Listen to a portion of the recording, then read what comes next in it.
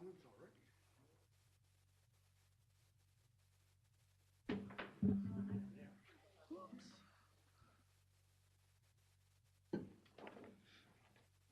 Should I tell Kayla to? I mean, we're a little out of 2 minutes, but you're ready if we have ready. Okay. Yep. Thank you, Amy. It's right here.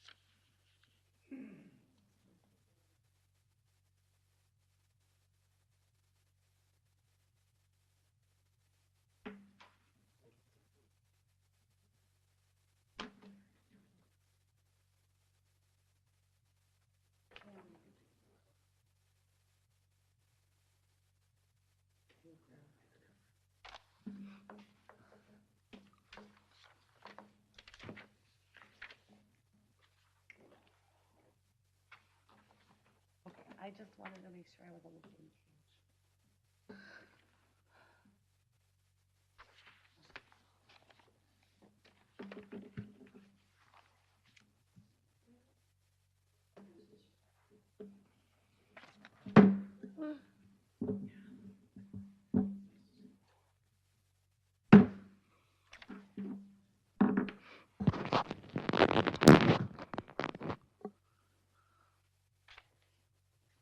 You guys ready? I'm just gonna call it.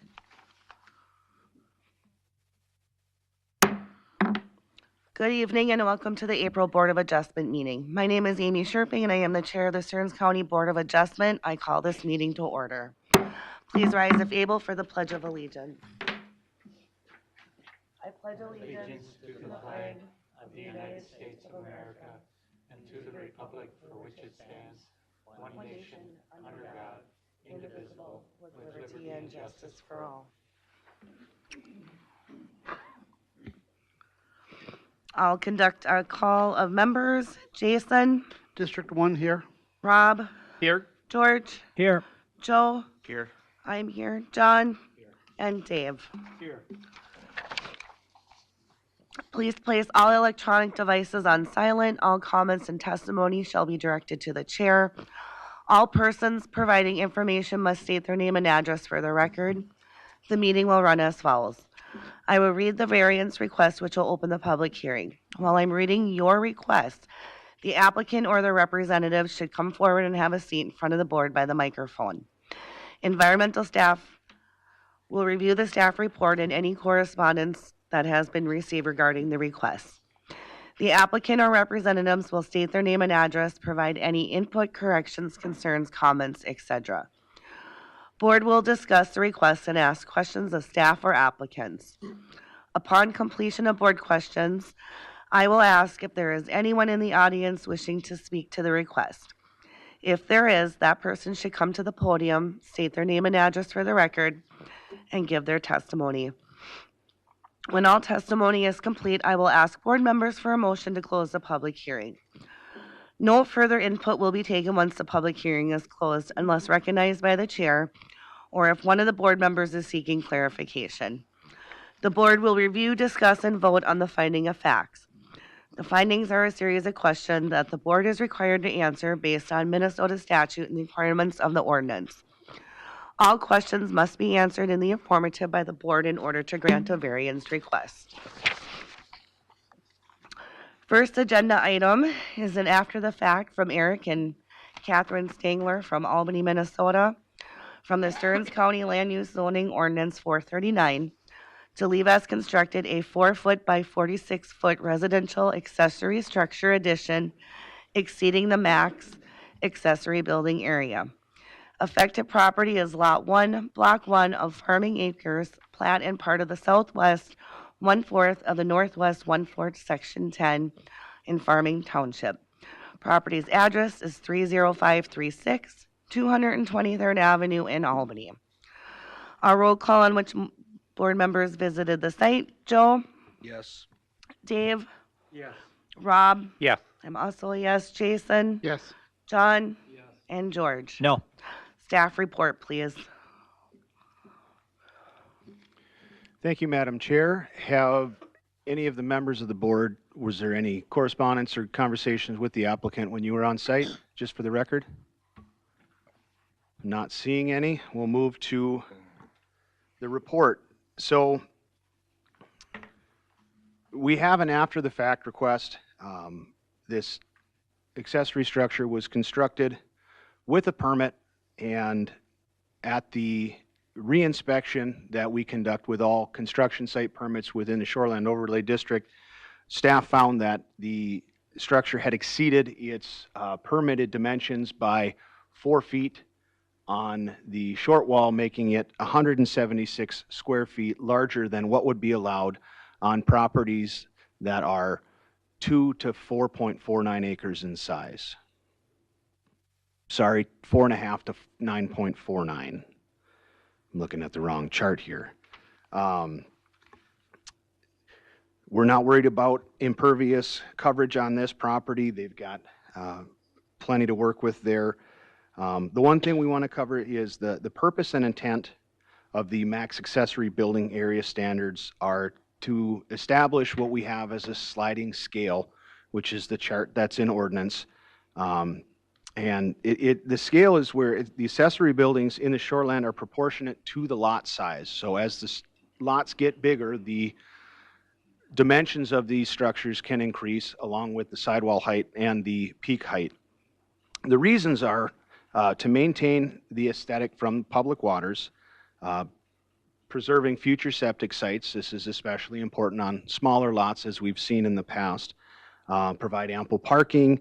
And the basis for the sidewall height is to restrict second-story guest quarters, which is prohibited in accessory structures. This standard often prevents fifth-wheel campers, motorhomes, and semi-trucks from fitting inside these accessory structures, especially as you get on the smaller lots where the sidewall height is significantly shorter. One thing to note is that from 1972, when the Shoreland Ordinance was adopted, to the year 2000, accessory structures in shoreland were only were required to obtain a conditional use permit. So each request for an accessory structure, regardless of size, needed a conditional use permit. There was no established standard. They all had to go in front of the Planning Commission. So this sliding scale that we have in our ordinance has allowed some relief from that process to give a little bit easier permitting for these properties. Just so the board knows and the applicant is aware, if approved, an after-the-fact construction site permit fee of $750, that's the permit and fee, so it's a $500 construction site application fee and then a $250 after-the-fact construction without a permit, because we've exceeded the dimensions that were permitted, will be required for the addition. Some background: the applicants acquired the property in 2023, and it is right at 4.5 acres, 4.51 roughly. Residential 1 zoning uses and setbacks do apply. It is a riparian lot on a natural environment lake that is unnamed. And we did have a compliance agreement that the applicant entered into to remove the unpermitted addition by August 31st of this year if the variance request is denied. Some history on the property: in 2002, a permit was issued to a previous owner for a 30-foot by 50-foot accessory structure, which was subsequently built to 30-foot by 48-foot. In 2012, a permit was issued to a previous owner again for a 16-foot by 40-foot addition. And then in 2025, the property owner applied for a 24 by 46-foot addition to the east side of this shed and an 8-foot by 16-foot addition on the southwest corner of the existing shed for a total building size of 3,312 square feet. That is identified here in Plan A. This request would have required a variance to exceed the max accessory building area by 916 square feet. After consultation with staff, the property owner reduced the request to a 4-foot by 46-foot addition on the east side and an 8-foot by 16-foot addition on the southwest corner of the existing shed for a total of 2,392 square feet under the max allowed 2,400 square feet, and this is identified in Plan B. This plan is what was submitted with the construction site permit that was issued in 2025. In December, a reinspection for the shed addition was conducted, and it was discovered by department staff that the addition on the east side of the shed was built to 8 feet by 46 feet, identified in Plan C. And Plan C is my rendition of Plan B, but with different dimensions to show what was actually built. The unpermitted expansion and the 8-foot by 16-foot addition to the southwest corner increased the shed area to 2,576 square feet, exceeding the maximum accessory building area by 176 square feet. As a part of the variance process, I visited the site in March and discovered a 10-foot by 20-foot shed down by the lake that was unpermitted. That shed has been removed.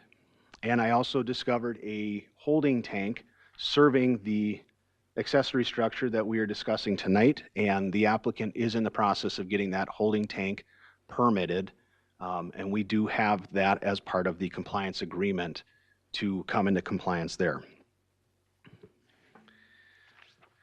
As for that, I don't have anything else. Applicant, if you could please state your name and address for the record, and then any comments or questions. Good evening. My name is Eric Stangler. My address is 30536 223rd Avenue. It's in Albany, Minnesota. I've been working with the county to get the property fully in compliance. The remaining issue is the 4-foot extra on the accessory structure, which was a result of an unintentional error during construction with the lumberyard.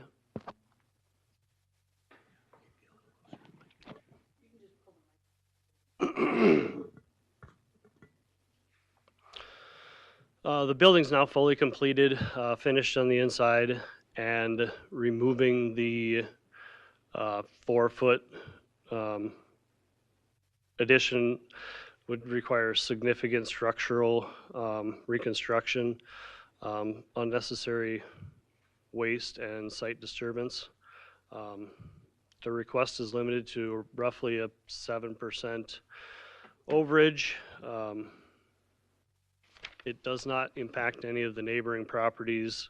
It's consistent with the character of the area, which is primarily agricultural, with 2 farmsteads to the north of my property. There's limited development on the lake. As you can see from the map, we're the only residential property on the lake. And also, I guess, based on discussion with staff, the request is consistent with the type of relief the board has granted in the past when there's practical difficulty. I'm respectfully requesting an approval on the variance that I applied for. I have a question for staff. Riparian lot definition. Madam before you Chair. Answer that one. This is an unidentified lake, so does that classify as a slough hole? Madam Chair, riparian lot means it abuts to the water. So we do have lots that are still within the shoreland overlay district, 1,000 feet from a lake, 300 feet from a river or stream, that do not actually touch the water. So those would be non-riparian shoreland properties. This one actually touches the water. And with the accessory building standards for sizes, we do differentiate between properties that actually abut to the water and those that don't. So on properties that don't, we allow structure coverage, accessory building coverage up to 5%, not to exceed, with some caveats for really small lots, but for the most part, up to 5%. In this case, because his property touches the water and abuts to an unnamed natural environment lake, he's held to the standard. And as to the classification of the lake, the DNR has identified this as a natural environment lake. That's what we go with. That's what we've been given. It's on their map as a protected water, and they have classified it as natural environment. That wasn't a county decision, that was a state decision. So that's how we end up with that classification and the standards that apply.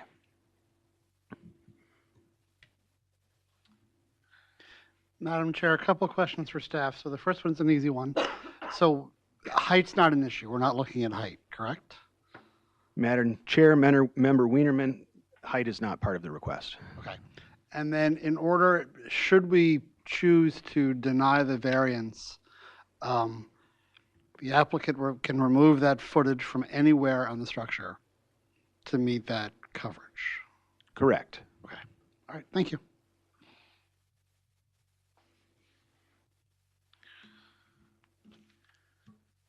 Your question? Yeah, Go ahead. I have a question for the applicant, Mr. Stengler. The work that you did on the shed, was that confined to the small addition to fill in the corner and then the now 8 feet to the east? Because I can't tell where the aged steel meets the new steel. I can't see that difference there. So we did fill in the portion in the front and then the small addition on the back, but there was a new rafter system put on and all new steel. So it's got all new steel top and sidewalls. So basically you started over. Basically, I mean, the main footprint, the concrete all stayed, reused the existing posts, and then added those additions. So then my question would be for staff. If the permit is for the corner addition and the 4 feet, can you rebuild the whole building on the same footprint?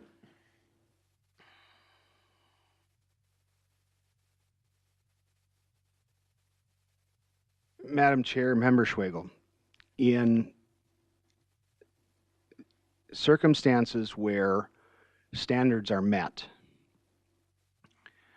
it is possible that the permit could be amended if the applicant contacts the department to amend the permit if the entire structure needs to be rebuilt.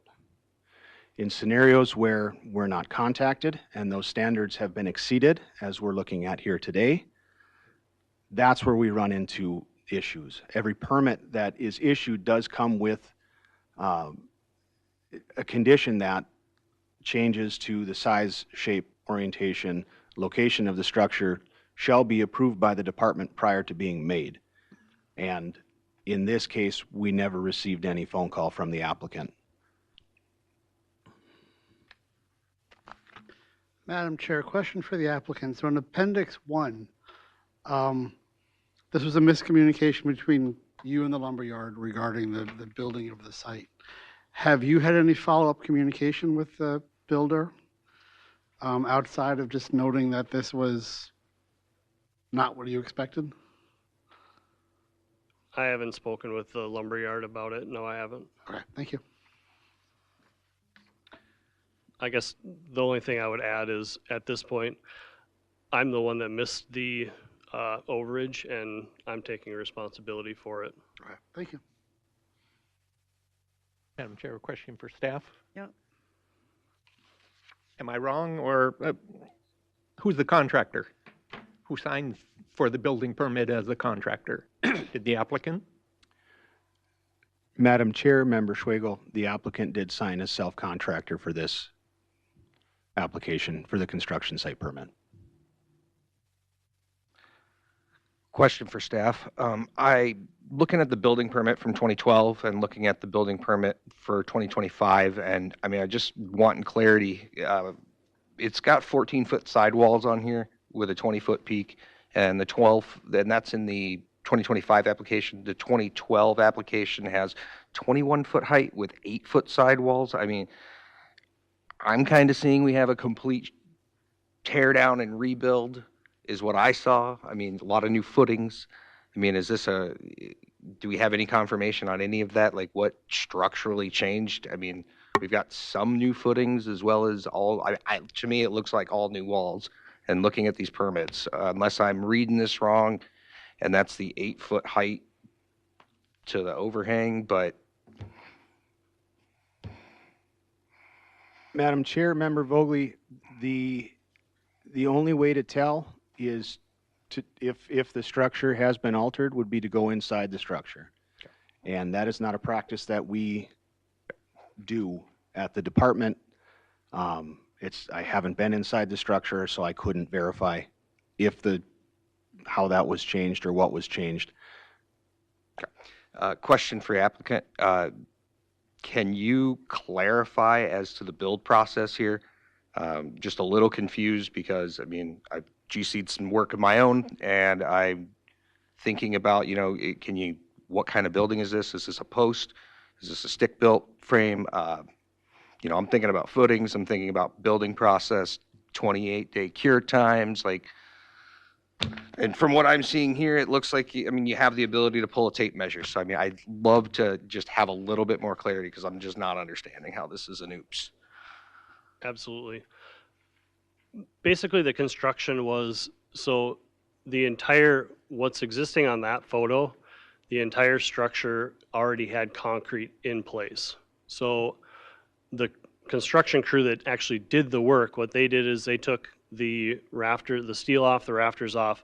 They left, it's a post frame building, so they left all the posts, all the concrete in place, and they basically stacked post on top of the other post because the south side was a lean-to. That's where you get the 8-foot wall, and the north side was, I believe, a 12-foot wall, roughly. Mm-hmm. So they just stacked posts sandwiched with 2x6s to get the full 14-foot sidewall all the way around. So all of the posts, other than the posts on the backside, obviously had to be moved and then added in the front where the 8x16 area needed an additional post in the corner. But all of the other posts in concrete stayed in place. And follow-up question for the applicant. Did you take any pictures of the process? It's 2025, everybody takes pictures of everything. So. I don't believe I have a lot of pictures, but I do have some, yes. Okay. Eric, what's the shed used for? Basically just storage. Madam Chair, I have a question for applicant and staff. I'll start with the staff question. The riparian versus non-riparian, you said if it abuts the water, if there was a road separating it or a different landowner had a sliver along the shoreline, we'd be talking non-riparian, correct? Yes. And I know there's been some changes in the past year or two to the non-riparian. I think that the 5% now applies, correct? Correct. I'm curious, what, if this was considered a non-riparian lot, could you give me an idea of what would be? And it's not important. It's not a non-riparian lot. I just thought it might be. Oh, I kind of like to know what the difference is.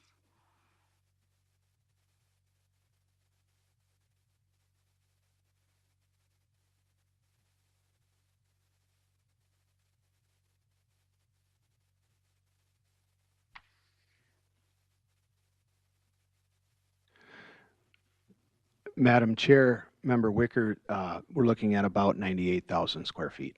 Okay.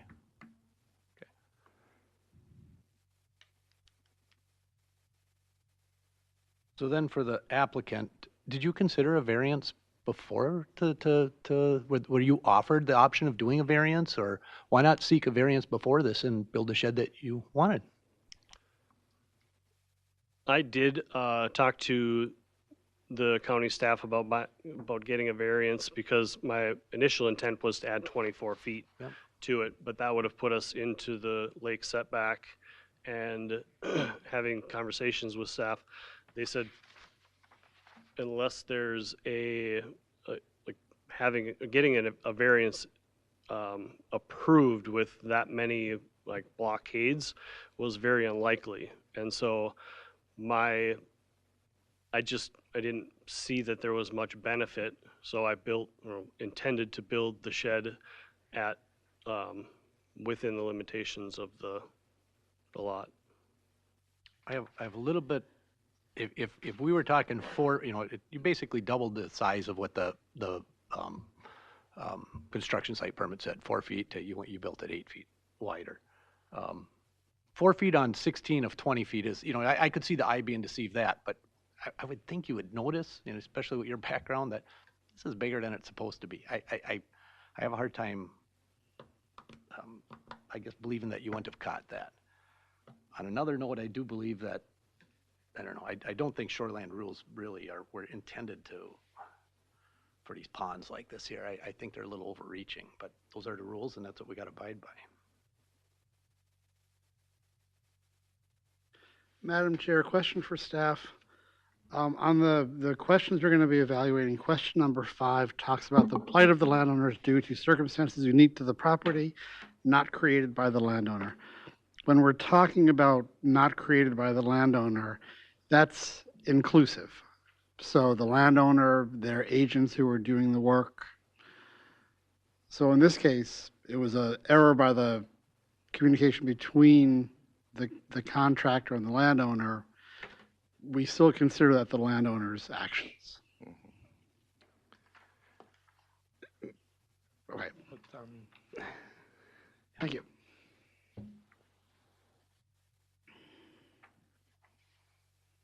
There may have been a misunderstanding, but he's the general contractor. Yep. Just clarification. And I don't understand how, with your background, Mr. Stengler, Director of Construction Management, can't you just tell them, I want a 52 by a 46 building? I mean, aren't dimensions part of the planning process? Yes, and when I walked the site with the lumberyard, that's exactly what we talked about. The only thing that I could think, when we initially walked through, I indicated that we would like to add an additional rafter, and which, knowing that the structure was going to be fully completed, rafters 4 foot on center. The building that was there, the rafter structure that was there before was 8 foot on center. And that was the only place that I could understand the discrepancy may have come in. But during that walkthrough also, the same drawing that I did for the county for my permit with the 4 foot addition, I handed him a copy of that. And so when he sent me the drawing from the lumberyard, I just did not look. I basically focused on picking colors, looking at, the door placement, and everything looked good. It was a mistake on my part, and I guess I'm taking responsibility for that now.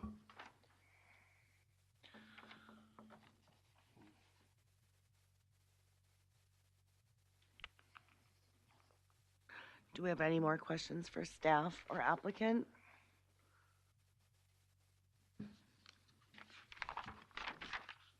I do have a question for the applicant, or at least more of like a point of clarity, I guess. It was mentioned in the application, or at least in staff report, the possibility of removing the patio to kind of sum this up. But I mean, if we're not dealing with an impervious issue, we're not being able to, that's really not a remedy, because it doesn't, that's not even part of the problem. It's the building itself being built too big. Bigger than the permit is the issue. additional comments for the applicant. I mean, just sitting here at the board, I guess I'm kind of shaking my head going, if you've taken time to do the finding of fact, especially the after the effect, like there's been one additional point mentioned that by one of my fellow board members here about,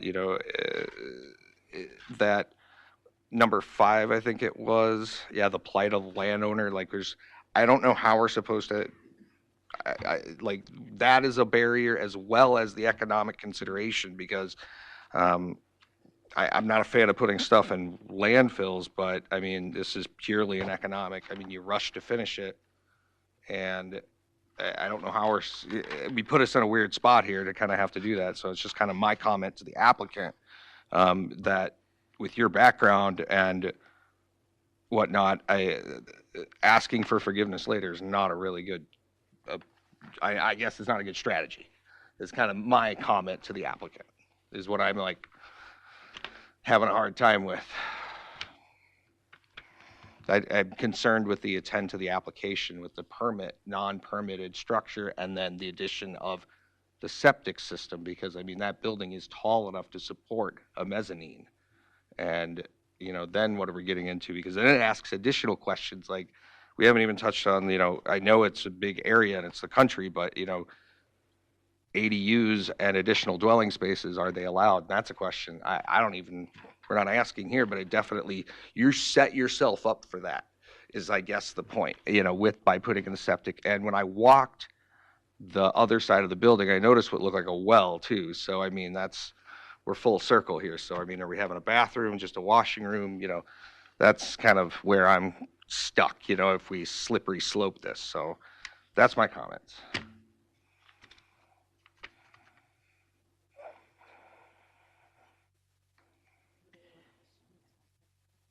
I have a comment. So we also got to take into consideration after the fact, there's some issues here.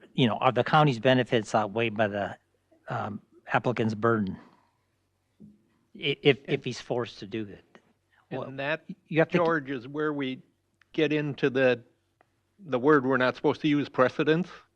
Right. It kind of goes against everything that the county's trying to accomplish if we bend True. with this. True, but yeah, so, Yeah, I mean, you have to think about that when Yes. we're coming up with a decision here. There's a substantial investment with a substantial opportunity for, I mean, that building's going to be taxed now because he's got the bigger building. I mean, he's going to have to pay for that. I mean, it's an improvement to the building or to the property. And that's, I mean, that's another consideration. I'm not willing to dig into someone's pocket to have to take away as well. I mean, that's kind of concerned, but I am definitely concerned with the other question about the intent of the application. Like, I don't know. Why do we have these rules? Puts us in an awkward spot. I don't like it. Well, we do it all the time. We use a subjective reading based on the whole situation and how bad is it. So it's what does it say in the front here? Yeah. And I'm not advocating for it. I'm just pointing this out. It's a deviation of 7.3%. So it's not a significant deviation. No. And it will. I mean, it's a fully finished building with air conditioning and heat. That's true. That's why I think you made a great point here in the beginning when you said, the permit was for the addition. It's kind of like, okay, well, that changes the argument because did he change it? Yes. I mean, I'm not. Yeah. And yes. Yeah, I guess I don't know. That's, like I said, setting up for the ADU question. That's a whole nother question that we're not even answering here. And I don't want to answer it because that's not what we're here for. But I guess at the end of the day, he took the existing structure and added, 4 feet onto it? Because 8 feet. 8 feet. So it's really not about rebuilding the whole building, but basically did. Kind of addressing yours, George, too, but there's like the one we did on Big Fish a while back where the guy just built onto the house. Right. And he can claim ignorance, but it didn't work that time. But this time, he came in and sat down with staff and went through the dimensions and did everything. he was required to do, and yet it still got built wrong. He did, but was it his error or was it the contractor, the lumberyard's? He is the contractor. Yeah, technically, he's the, Put the post in the ground? He is the contractor. If you read the background that Amy or Angie sent out, the homeowner is responsible. Even if he wasn't the general contractor, he's responsible for that mistake. But in the counter here, mistakes happen on just about every construction site. When I built my house, there was a 1-inch discrepancy around the whole perimeter. So, I mean, we got to recognize that, again, to look at what is the deviation here and what is the burden to the applicant versus the benefit to the county. Of 176 square feet difference, for me, it's insignificant compared to the whole structure. The benefit to the county is if you come in and ask us to do something, you want to do something, and then you go and do it different, and then we let you do it anyway. Like you always say, why have the rules? Well, right, but, I mean, he's The saying... benefit to the county he's is saying showing that we enforce. Right, but he's the saying the ordinances. mistake was made and he didn't mean to make the mistake. We can't validate that in any way. We can only go by what the applicant is here in front of us saying. But look at the big perspective here on the amount of deviation. If it was a 50% deviation, I'd look at this differently. Well, it's actually 100% deviation. He was allowed 4 feet and he took 8. That's 100%. No, when you look at what the whole deviation is, it's not that much. For Right? square footage. Yeah. Yeah.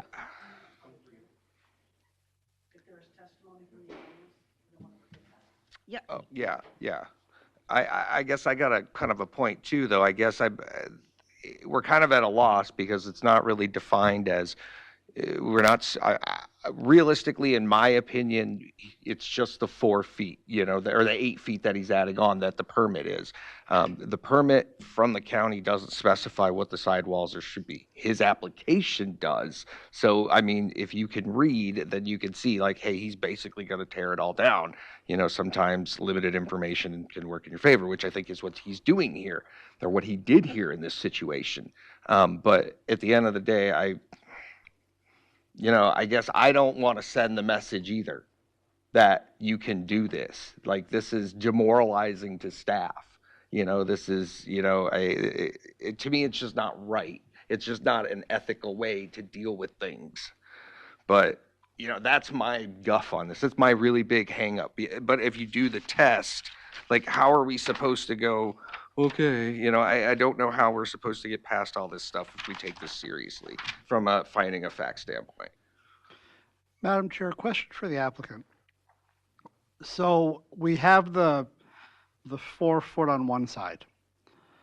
And I mean, I think one of the assumptions we're making is, should the board choose to deny the variance, we'd hack off 4 feet on one side. Is there an alternative you can do to shave around the structure and not have to do such a big single chop? Can you shave parts off? The interior of the shed is finished, so I think a reconstruction of on any side is going to be the same amount of burden. Okay. All right. Thank you. Just trying to find alternatives. I guess additional comment to the situation is that, we're here to issue a variance based on the request and all this jazz, but, I don't think the $750 after the fact fee is penalty enough, but I don't think we should be in the business of saying, yeah, you can have this with a penalty. It's just, to me, you either do the application in good faith and you buy first you buy a property and do your due diligence. If you knew you had this much stuff, because I mean, you mentioned in the application, it's mentioned in the application, you have a rural lifestyle, but I don't see any farming going on. So I mean, if you have that much stuff, then you need a property that will fit it. And I'm understanding that you want everything in a shed. I'm that kind of a guy. I don't like my stuff outside. But if you know you need have this much stuff, you want to put it inside, and that means you need a property this big, then you've got to, especially look at these things and do your due diligence on the front end. We can't do, that's, I guess I'm concerned about having to continually do your due diligence for you on the backside. But I guess like I said, what hurts the whole thing for me is the application was not done in good faith. Before moving on to public testimony, do we have any more questions for applicant or staff? Okay. Is there any public testimony? Any public testimony? Any public testimony? I'll ask for a motion to close the hearing. Well, Brian, did we get an email or a letter from somebody? Yep. Do you want to read that into the record, or? It's part of the record as long as you've read it. It's been shared with the applicant and the Thank board. you. It came in soon enough. When they don't come in time, then we'll read them in. But Okay. because we received it early enough, that testimony is part of the record. So Just want to make sure. that was made available to all of you well ahead of time. So, but thank you. I'll make a motion to close the public hearing. Second? John Jason? made a motion, second by Jason. Is there any final discussion? All in favor, say aye. Aye. Opposed, say aye. Public hearing is closed. We're going to proceed to the finding of facts. Madam Chair, could I just make a comment quick before we do that? Yep. I'm pretty familiar, well, I have a good friend that kind of went through this process here a year or two ago. He has a riparian lot, and he wanted to build an accessory building, and it would have exceeded the 2,400 square feet. In working with staff, he also had an existing shed on the property. He had to remove some footage from that shed so he could fall under that 2,400 foot compliance. I understand that this is a completed shed, and it's a very, very nice shed. But that kind of goes in the face of what my neighbor all had to jump through when he did everything proper. And, yeah, it's just I don't know, just trying to balance the benefits and I think it would be inconsiderate to those that all follow the process properly, I guess. Thank you. Thank you, John. And after the fact request from Eric and Catherine Stangler, Albany, Minnesota, from the Stearns County Land Use and Zoning Ordinance number 439 to leave as constructed a 4-foot by 46-foot residential accessory structure addition exceeding the max accessory building area. Number 1, is the proposed use allowed in the zoning district in which the subject property is located? Yes or no? I'm a yes in R1. Joe? Yes, R1. Dave? Yes, R1. Rob? Yes. Jason? Yes. John? Yes. George? Yes. Number 2, is the variance in harmony with the general purpose and the intent of the official controls? George? I'm going to say yes because the deviation is so small. John? No, the ordinance establishes 2,400 square foot accessory building size. Jason? I'm going to say yes, leaning on the general purposes and intent of the official controls and the limited size of the deviation here. I'm also a yes with the continued use and preservation of an existing structure. Rob? I'm going to say no and follow up what Mr. Krippner read at the beginning of the staff report. Maintaining the view of the aesthetics from public water, preserving future septic sites, providing ample parking, basis of the sidewall height was restrict guest quarters. So no, it's not in harmony with the controls. Dave? I am going to say no, for the reason that the applicant, while applying for a permit, actually did not, in good faith, comply with the ordinance due to the fact that he built it, it was built an 8-foot addition instead of a 4-foot addition to exceed the accessory structure size. Joe? No, no, and I say no because it wasn't in, the application was not in good faith. The intent was not. I just couldn't get past that. Okay, number 3, is the variance request consistent with the comprehensive plan? Madam Chair, I am going to say yes, and I have it written down, but I just got to find it. Lakeshore Living Policy Number 8, which states evaluate lakeshore housing projects using these guidelines, such that the project preserves sight lines, it does not negatively impact new view sheds in the adjacent properties. There are minimal adjacent view sheds that will be impacted, and the project maintains the neighborhood's residential characteristic by promoting compatible land uses. In this case, the shed is a reasonable land use. So in terms of the uses, I think it does fit Lakeshore Living Policies Number 8. John? Yes, same reasoning. George? Yes, same reasoning. Joe?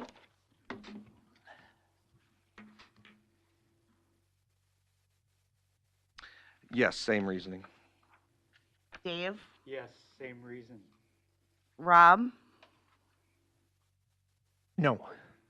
Under nature or living goals number 2, manage the impact of growth and development on the county's rural character. That's the whole point behind this ordinance, is to keep the sizes down in proportion to the lot size. And that didn't happen in this case. I'm also a yes, I do agree with Jason. Number 4, is the property owner proposing to use the property in a reasonable manner not permitted by an official control? Joe? Yes, they claim to use it for storage, and I think it's not having all the stuff outside. It's going to be a nice aesthetic appeal for the neighborhood that it already has. Dave? Yes. Rob? Yes. I'm also a yes. Jason? Yes. John? Yes. George? Yes. Number 5, is the plight of the landowner due to circumstances unique to the property not created by the landowner? State what is unique to the property for the record. George? I'm going to say yes here. I'm not talking about the property, but this was a mistake, and I go back to I think the county's benefits are outweighed by the burden to the applicant. John? Can you come back to me on this? Jason? I'm going to say no, related to the conversation I had with staff about the landowner is the agent for all who take actions on their property. There's nothing unique about this parcel regarding this application status. It was an error by the constructor that wasn't captured by the landowner, so it wasn't anything unique to the property. It was done by an oversight of the landowner. Rob? I'm going to say no. In our training, this one applies to slopes, wetlands, that kind of stuff, to the property, a different size, a pie-shaped lot. There's nothing in this property that prohibits him from him or allows him to build bigger than the variant or the ordinance allows. There's nothing in the property that is different in his case that would allow a variance to be granted. So, no. Dave? No, due to the fact that there are no circumstances unique to the property. It was created by the landowner. Joe? No, there is none. There's no other way to slice this out other than the landowner's plight. I mean, looking at the plot, I mean, can we go to some sort of a deviation because it doesn't abut the lot so much? It does. It's a lake lot. It's no matter how you slice it. And it's a riparian lot, so as much as I'd love to entertain the idea of it not being a riparian lot, it's a riparian lot. John? I'm a no. The situation was created by the landowner's construction of the shed larger than was permitted. And I'm also a no. Number 6, will the variance maintain the essential character of the locality? Madam Yep. Chair, I'm going to say yes. It's not going to change the neighborhood. Okay, Dave, Yes. Joe? Yes. I'm also a yes. Jason? Yes. John? George? Yes. Number 7, the need for invariance involves more than economic consideration, yes or no? George? I'm going to say yes. Economics are not the big driver here. John? Yes. Jason? I'm gonna say no, because it's the cost of renovating the building that's the big barrier here. So if this were at no cost, this would be an easy decision, but this is, as the applicant stated and as in the staff report, there is a cost associated with this. So economics are a significant driver. I also agree with you. I'm a no. Rob? I'm going to say no. Economics are mentioned twice in his application, and he mentioned it this evening, that is a factor. Dave? No. Joe? I'm conflicted with my choice of answer here because I hear what you guys are saying. Yes, that's what's mentioned in his application, but in reality, maybe it is on Ben. It's been mentioned, but the rub is really the not following the rule. It's just too big for the lot. And so if I answer no, I don't know if I'm being honest. And so I'm kind of concerned about how I should answer, because in reality, it's yes, there are multiple issues, but it's because you just broke the rules. So that's kind of like, so I guess, how do I look at that? I would say, I guess no. Yes or no? No, Okay. because, Staff report results. Madam Chair, we have 3 of the items with a majority no vote, so we need to look for a motion to deny the variance request. Can I get a motion made to deny the after the fact? Madam Chair, so moved. Jason made a motion. Can I get a second? Second. Second by Dave. All in favor, say aye. Aye. Aye. Okay. I'm a no. aye. Roll call? Yep. All right, Eric, you can talk to staff about what needs to happen next. Thank you for your time.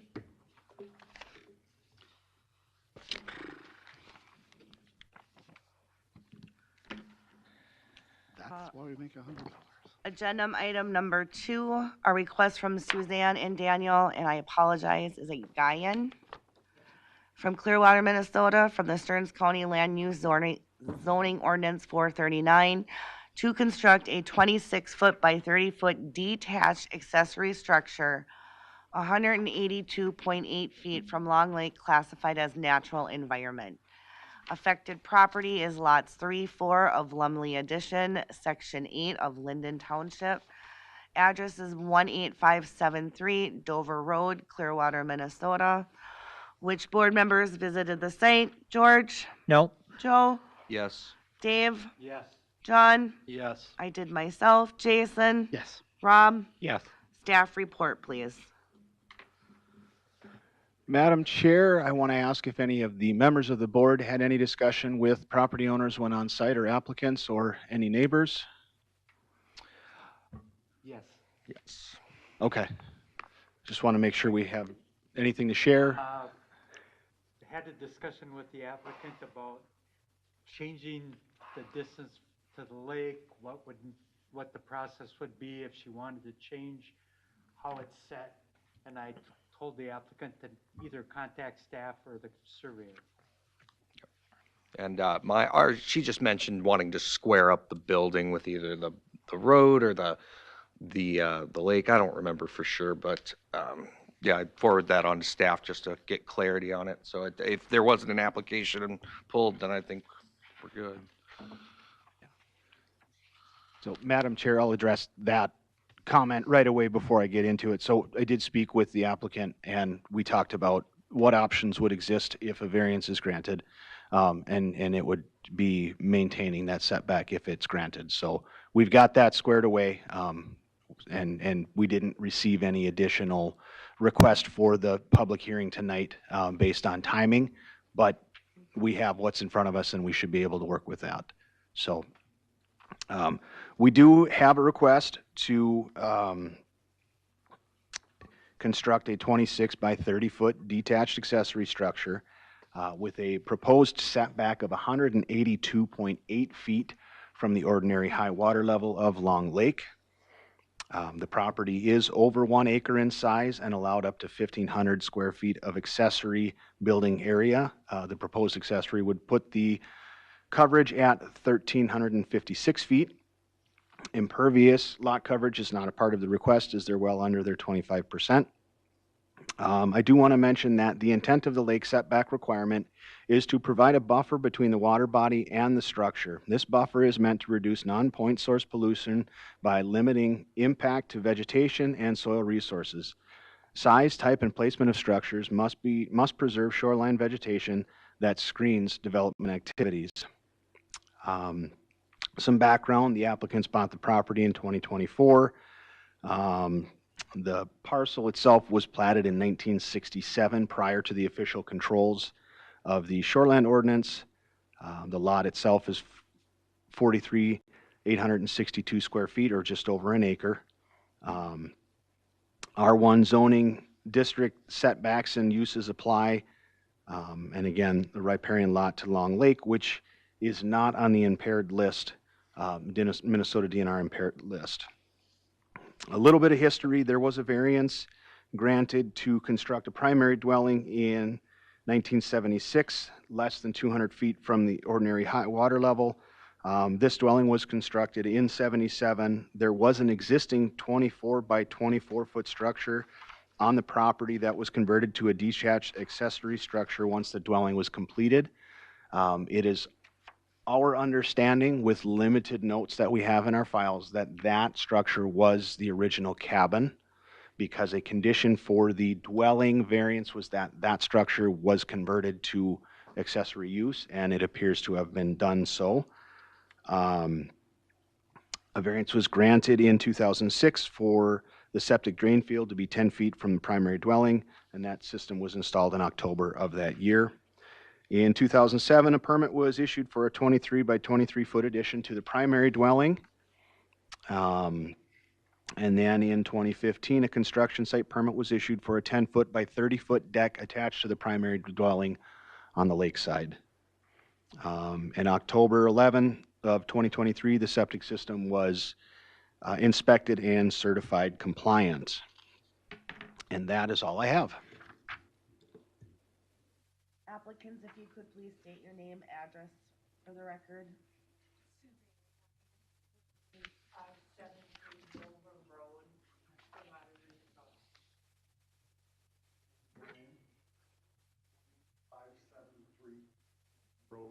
Try that again.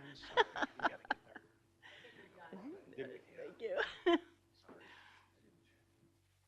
Applicants, do you have any questions or comments at this time? None. We'll open up to board. Any questions? Madam Chair, just sort of a context question. So you're looking at building an accessory structure. What's the primary use of the structure going to be? For storage. Thank you. Question for staff. Did you receive any finding of fact by the applicant? It wasn't completed. Okay.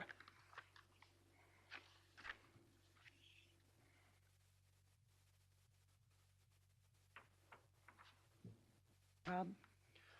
A question for the applicants. Have you been in contact with the township? Yes. And they won't let you move into the right of way at all. They won't let you build closer to the road as opposed to closer to the lake. They said we had to have the 30-foot setback.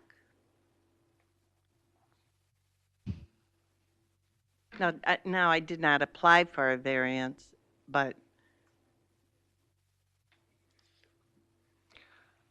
I mean, Dover Road doesn't get a whole lot of traffic. no, it doesn't. It's really not a safety issue there, but Madam Chair? Yep. Shelley Benson, Environmental Services Director. And the reason I can say this is because I've worked with Linden Township for a long time. They do really watch their road variances quite closely. So it's not uncommon for them to really try to maintain that setback. So it's not uncommon for them to keep that setback and not grant variances to it. What, do we know what the setback is from the road? Because Rob, that was exactly my question. I was going to ask, why, when I viewed it, why not get a variance from the township? Do we know what the setback is? Yeah, Madam Chair, Member Wicker, the setback is 63 feet from the center line or 30 feet to the road right-of-way, which is what's identified on the certificate of survey. But I understand that. I guess we should clarify, be a little more clear on that. What would the building be from how far would it be out of the road right-of-way or in it or? be at Like Oh, 31 there's the feet? right at it. Feet, Okay. 31 feet, maybe? 21 I never feet. did measure the distance to the road right-of-way because it wasn't, it was meeting that setback on the proposed. And question for staff on this, just clarity. I mean, this has got a standard, what it's saying 63-foot setback. Do you actually know anybody have an idea of what the actual road width is at current? Is it 66 or is it the standard or I guess I don't know. I know it's a public right of way, but It's listed as a 66-foot public right-of-way. right of way, okay. Yeah. I don't know if it was built in the center of the right-of-way or if it was Yeah. off to one side. I know that's not uncommon in Linden as well, that sometimes they're built to one side or the other. Yeah. Or outside. Yeah, we've had that too.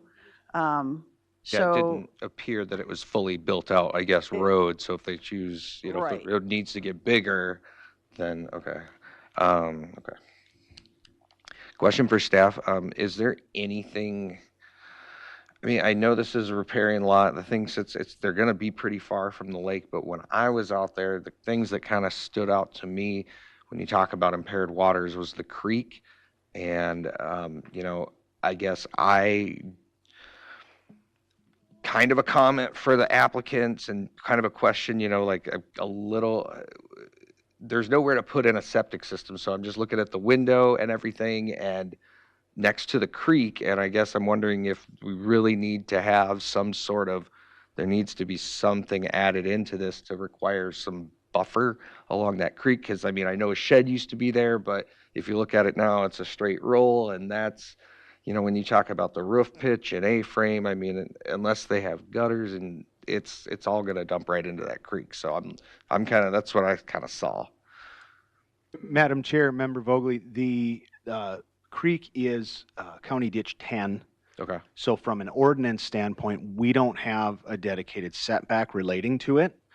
As the Board of Adjustment, you do have the option to discuss those types of activities should the findings of fact process approve the request. But that is a conversation you have after you go through the findings of fact, as we've discussed in the past, that we don't use mitigation like that to negotiate for a variance, but that is something that the board can discuss. Yeah. But they need to be concerned with any like shoreland kind of style ordinances in regards to runoff into the creek or anything like that. From a construction standpoint, during the project, we do have stormwater standards that need to be met, and we do have a staff that visits these sites regularly to verify that stormwater controls are in place, and he does a really good job keeping up on that. But beyond that, once the structure is built without a setback or a standard in the ordinance, there's nothing that we have to be able to go beyond during the construction process. I have a question for applicant. if you turn this garage, you could get it 4 feet farther away from the lake. Is that a possibility? It, I really don't know how to answer that. We took the measurement of the building to what our requirements are needed. So, You understand what I'm saying? It's the well, same, you want us the to- you garage want is us the to same move it- dimension, you just change the direction of it. And so instead of being, from 30 feet, it's 26 feet. If you flip it, so you get it 4 feet farther away from the lake, the deviation would be less.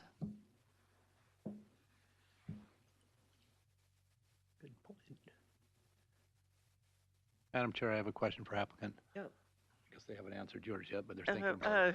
We're just processing, that was, You commented earlier you haven't been to the township at all. Well, is a driveway permit going to be required here from the township, I would assume?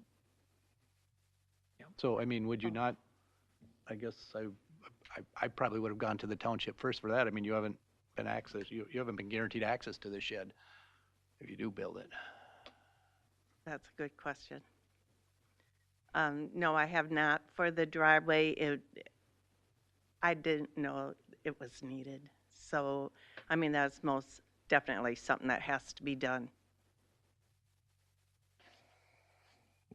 Table this.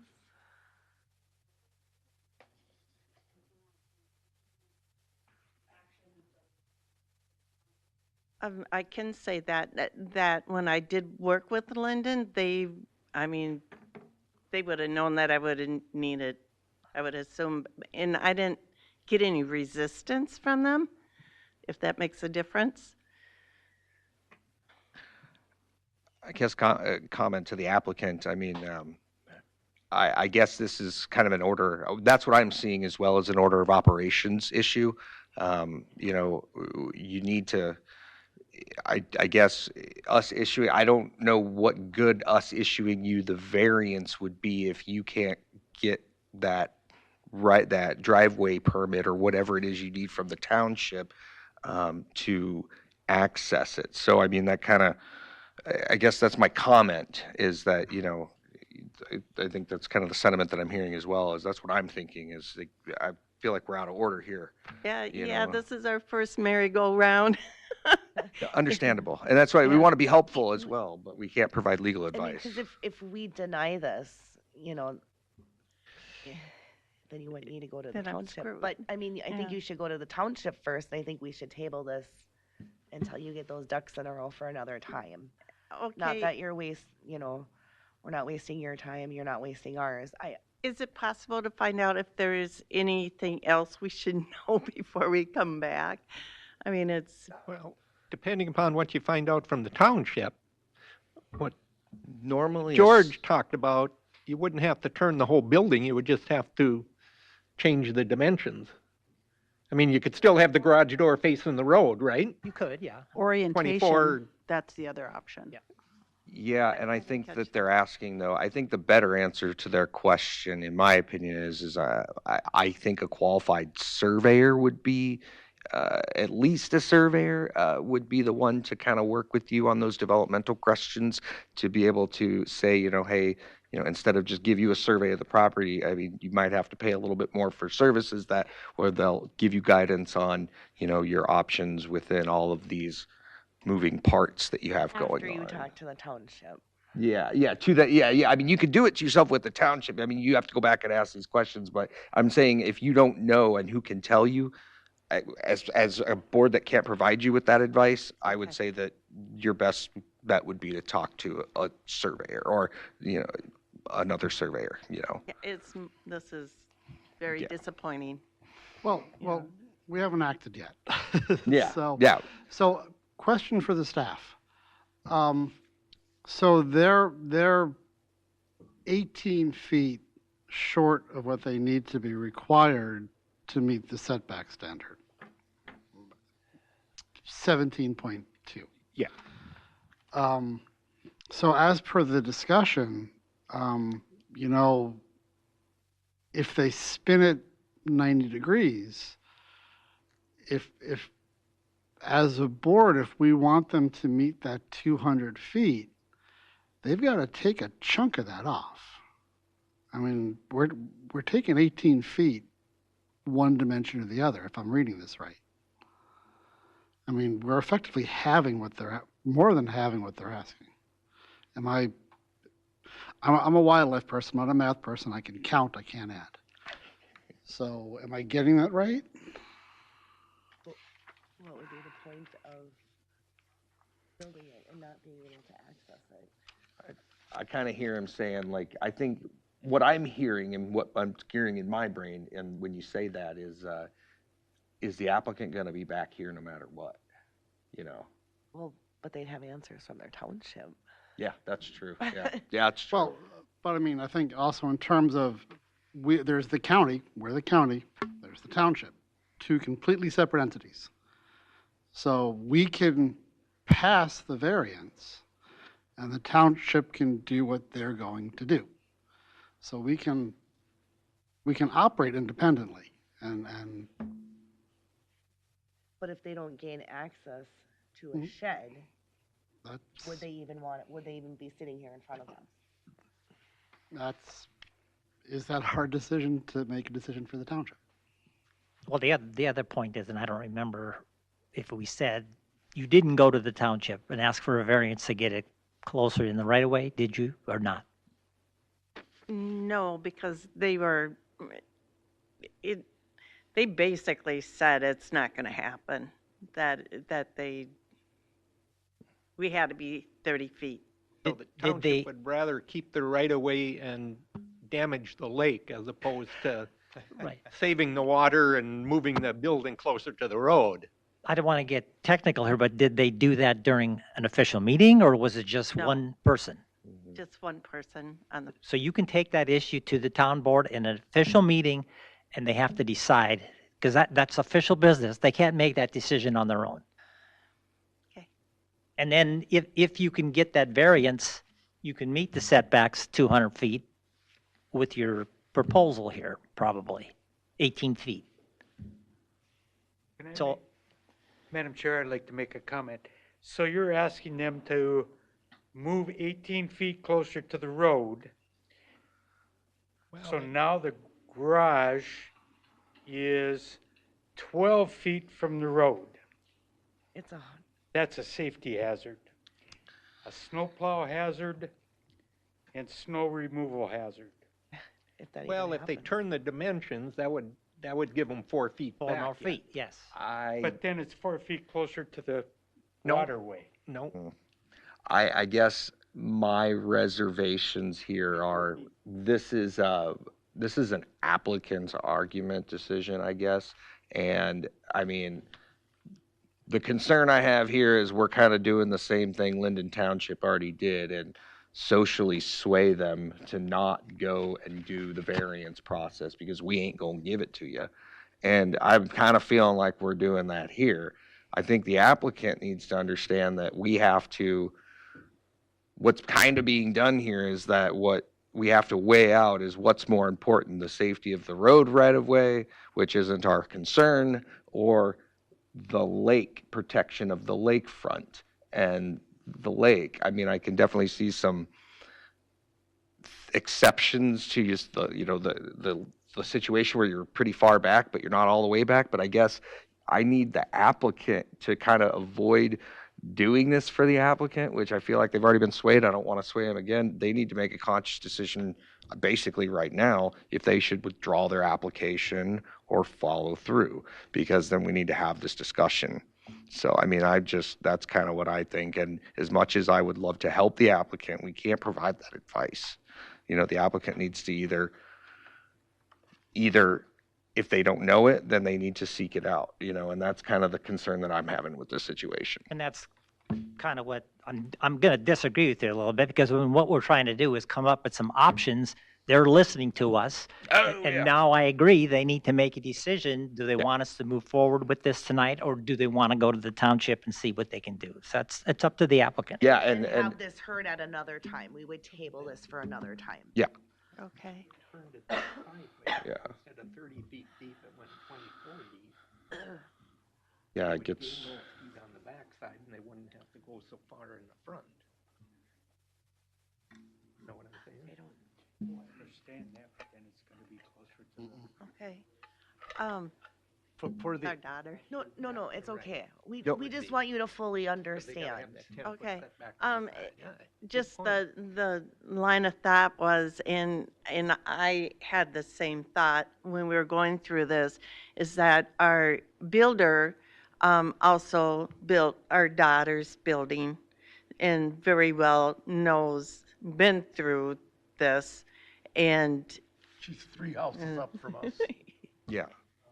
yep, and that, you know, he was fine with it. He would have told us which, back on track. So he didn't see an issue with it, and that's why, or with the driveway, and that's why we're here. So, Would you like us to continue, or do you want to do some more investigating and be heard at another date? continue. Oh, so, okay, just for clarification, please, if we do choose to continue, and then, and we get your approval, then whether we get an approval from the county, I mean, that's on us then. That's the township, yes. Or township, yeah. Yeah, and just to clarify with the applicant, what you said earlier, so you were saying that your contractor, your general contractor, has given you a level of confidence that you will get this road approach. Okay, and I just, additional comment, you need to make that decision, whether you're comfortable moving forward with his word on that, or you want to actually go get the permit first. That's just something to think about in this process, whether you want to withdraw, table your application or not. So, I mean, that's really what I would say. So, Can I have just 1 minute, Yes, please? yep. So No, not yet. not yet. We haven't made it there yet.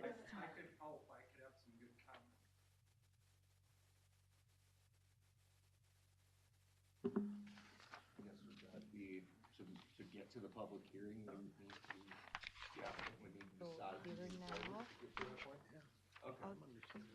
Okay, if we're, What harm is it? I'd say, or we agree that we should move forward, Okay. that we're confident with our contractor. Okay. All right, moving forward then, are there any more questions for staff or applicants from the board? Okay, then is there anyone in the public that would wish to speak? Anyone in the public?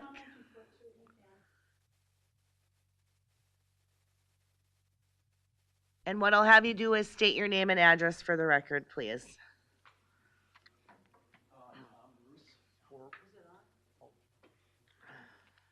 There you go, sorry. I should know that. 402 Montrose Road, Tom Bruce, St. Cloud, Minnesota, 56301. Just so, in fact, I'm up next, but registered architect, I mean, been in development for 40 years. This was me. I would go back and get the surveyor to give you the center line of the road, go to the township, get the variance. I just did this for my own project. Have them table it for a month, and then you can get a lot of things cleared up, and that would be the path of least resistance. I think it's a very good idea, personally. Okay. I'm not,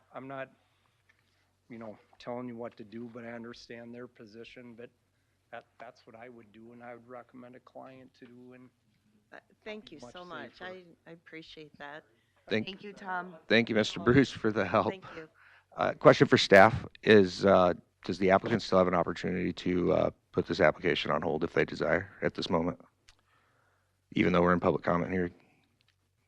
So, okay, I'm going to defer to Shelley to explain the whole process and the rules around that so that I don't screw it up. Okay. There's lots of options, right? Always. So if you can choose to proceed, go forward, ask the question that's in front of you. You can make that decision about the application that's in front of you. The township is a separate body. We don't ask the township for their consent to get their access or not. That's a separate thing, separate body, separate entity. However, if you feel compelled and you want that information, you can continue if we're continuing to next month. Or you can table if we don't know that this application will be heard within that time frame. You can table it so that we can then renotice it for the proper time frame when they are able to go to the township and get that. But that's a choice that you can have them make if they want to proceed or if they want to. I would suggest probably table so that we would renotice because I don't know the time frame of Linden's action. So if that's a direction, it would either be a table for a time in the future that we would renotice, or they can continue with the application as is. So, Madam Chair, question for staff. And just so, actually, yeah, question for staff. And if the board has additional recommendations, let's add them. I think the questions we're asking now is, will Linden Township provide the driveway access? And then will Linden Township do the variance for the 30 feet? Are those, I think from what I've heard, those are the two big questions the board seems to be having. So if we table it, and I see Brian's writing that down well, so if we table that, Brian can work with the applicant to make sure they ask the right questions of Linden Township. Does that, am I That could, missing yep, anything? that could be the direction. That way, Brian, you can. Or they can decide, no, they don't want to Exactly. go that way and they want you to take an action. Yep. I guess, kind of like you said, Shelley, I mean, what we're dealing with here is that this applicant needs to make a decision if they want to move forward. If you want to move forward, you can, but ultimately, I would only say that the concern you have going through the finding of fact is does the road, we don't care about the road. Like, did you look into the road or not? We're here for the shoreline. So that's kind of the thought that I'm thinking.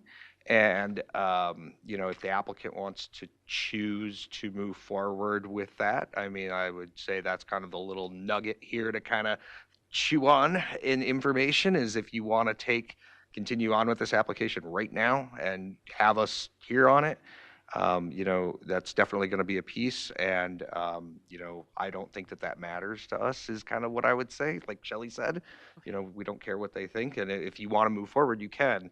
So, I guess the applicant needs to make a decision, but. Thank you, Joe.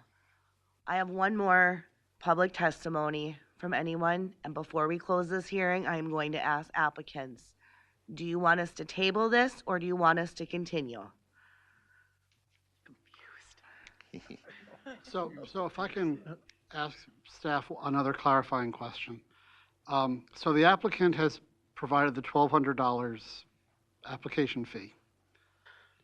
Correct. So if we table or continue that, that fee holds. So Yep. there's no Yes. additional fees. Correct. So Correct. we're just sort of delaying the hearing.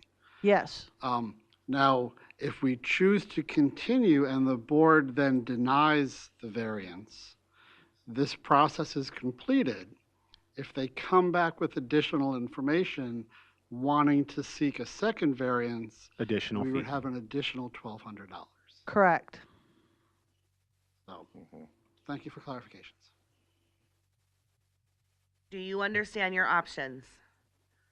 Yes, I do have one question, if that's okay. Yep.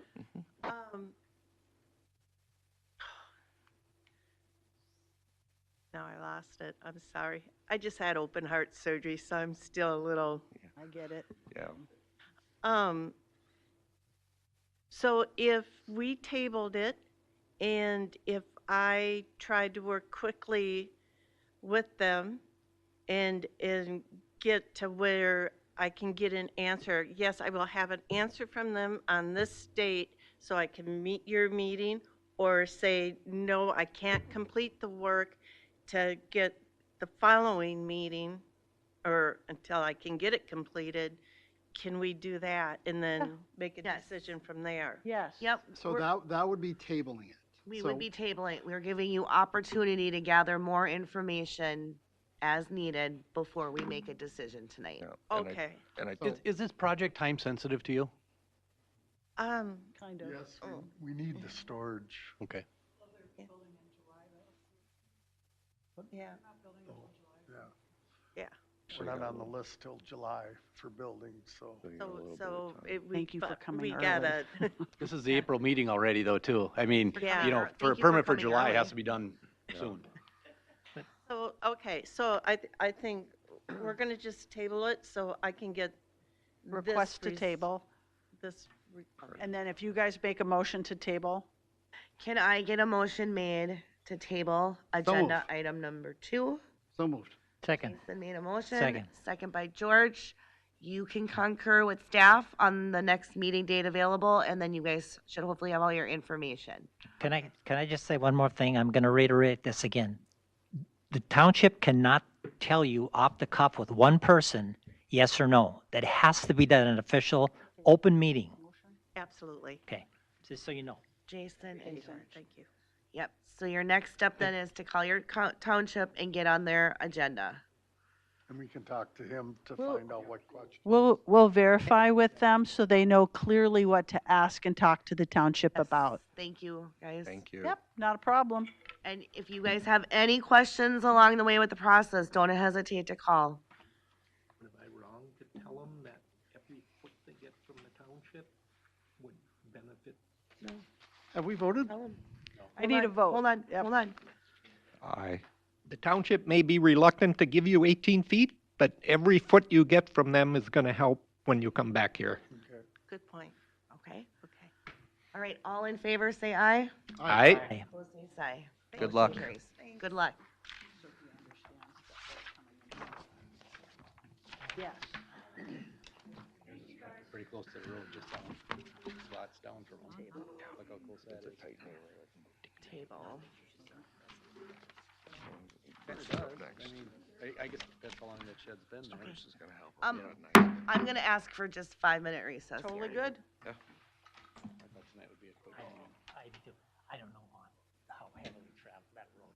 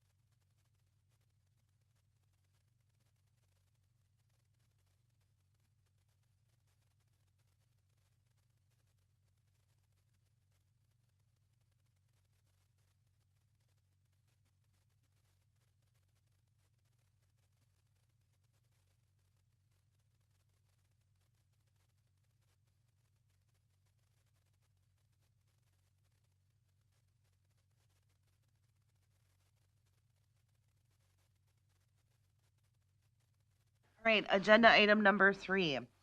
A request from Thomas and Patricia Bruce, St. Cloud, Minnesota, from the Stearns County Land Use and Ordinance 439 to construct a 34.5 foot by 38 foot residential addition on a dwelling that is partially or wholly within the shoreland impact zone on Big Fish Lake.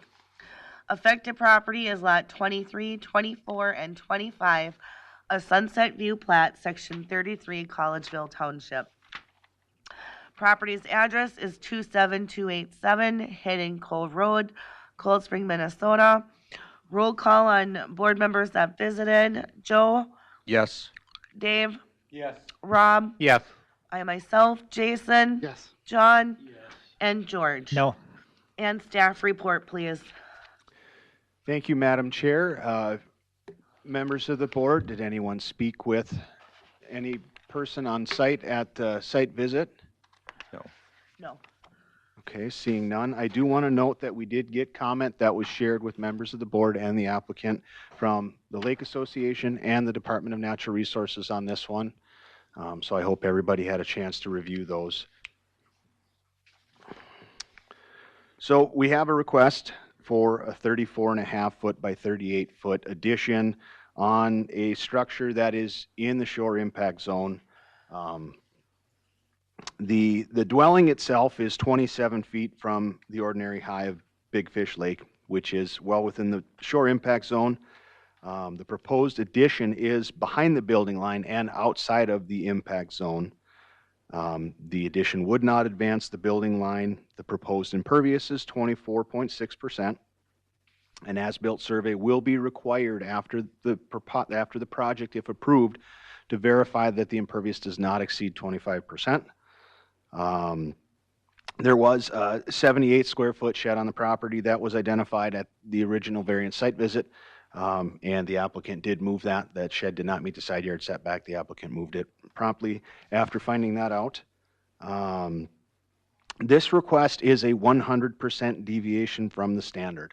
The standard reads, any addition or alteration to a non-conforming structure that is located wholly or partially within the shore impact zone shall not be allowed.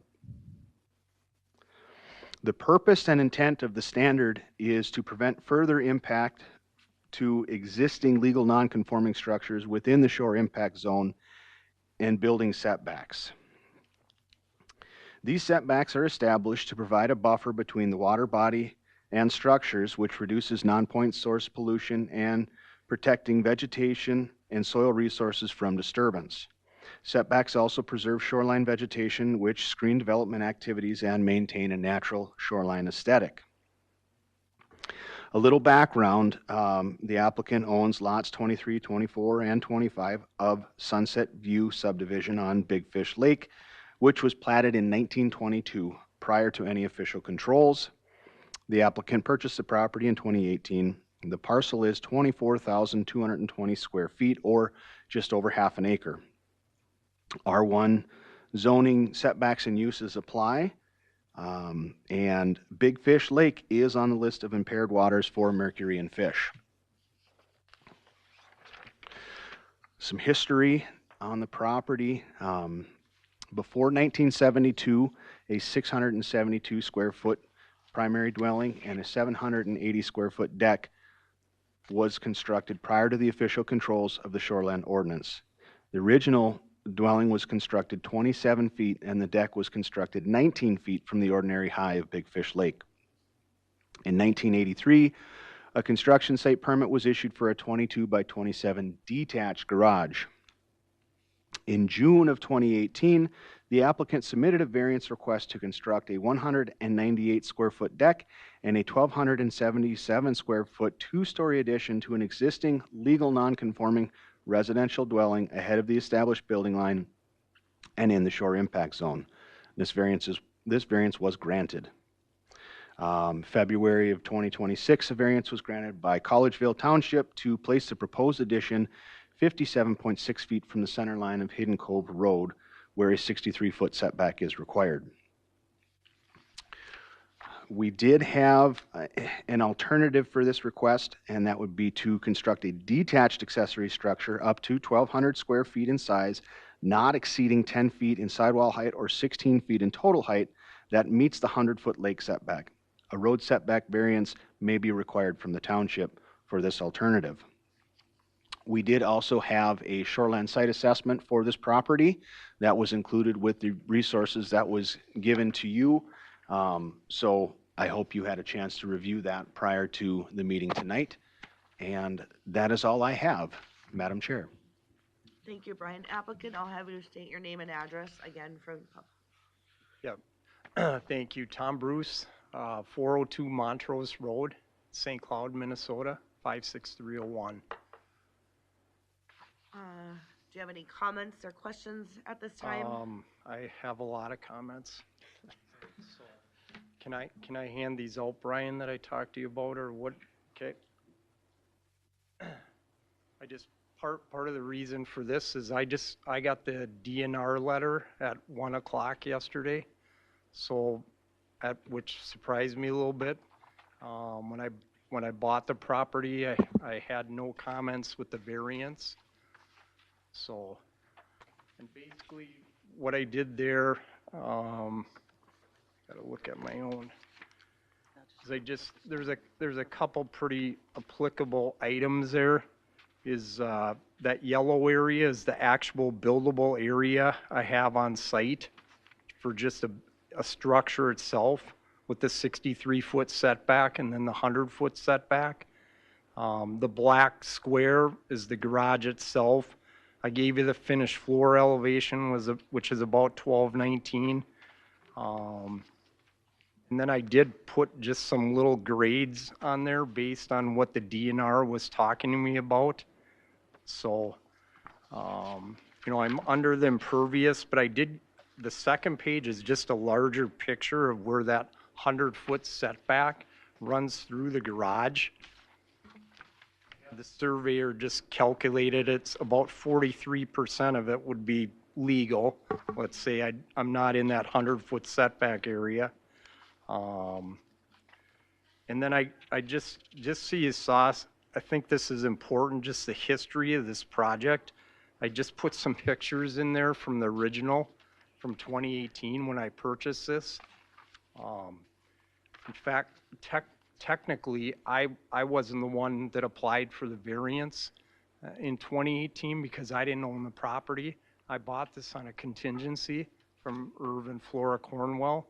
So if you look at the 28 paperwork, they're actually, in fact, I worked with Dave and Jamie.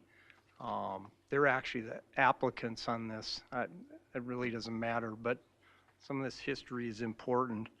And I'll go through this quick, Madam Chair. I'm not going to take a long time, but some of it is, as I stated, registered architect for almost 3 decades. This is my wife and I's family home. It's a retirement home.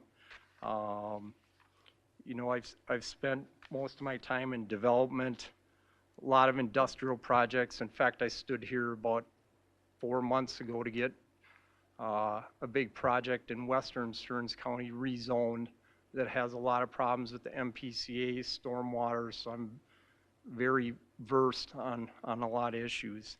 The variance application, I mean, it's on the upland side. In fact, I put a little typo in my application. I think I told you it was the northwest side.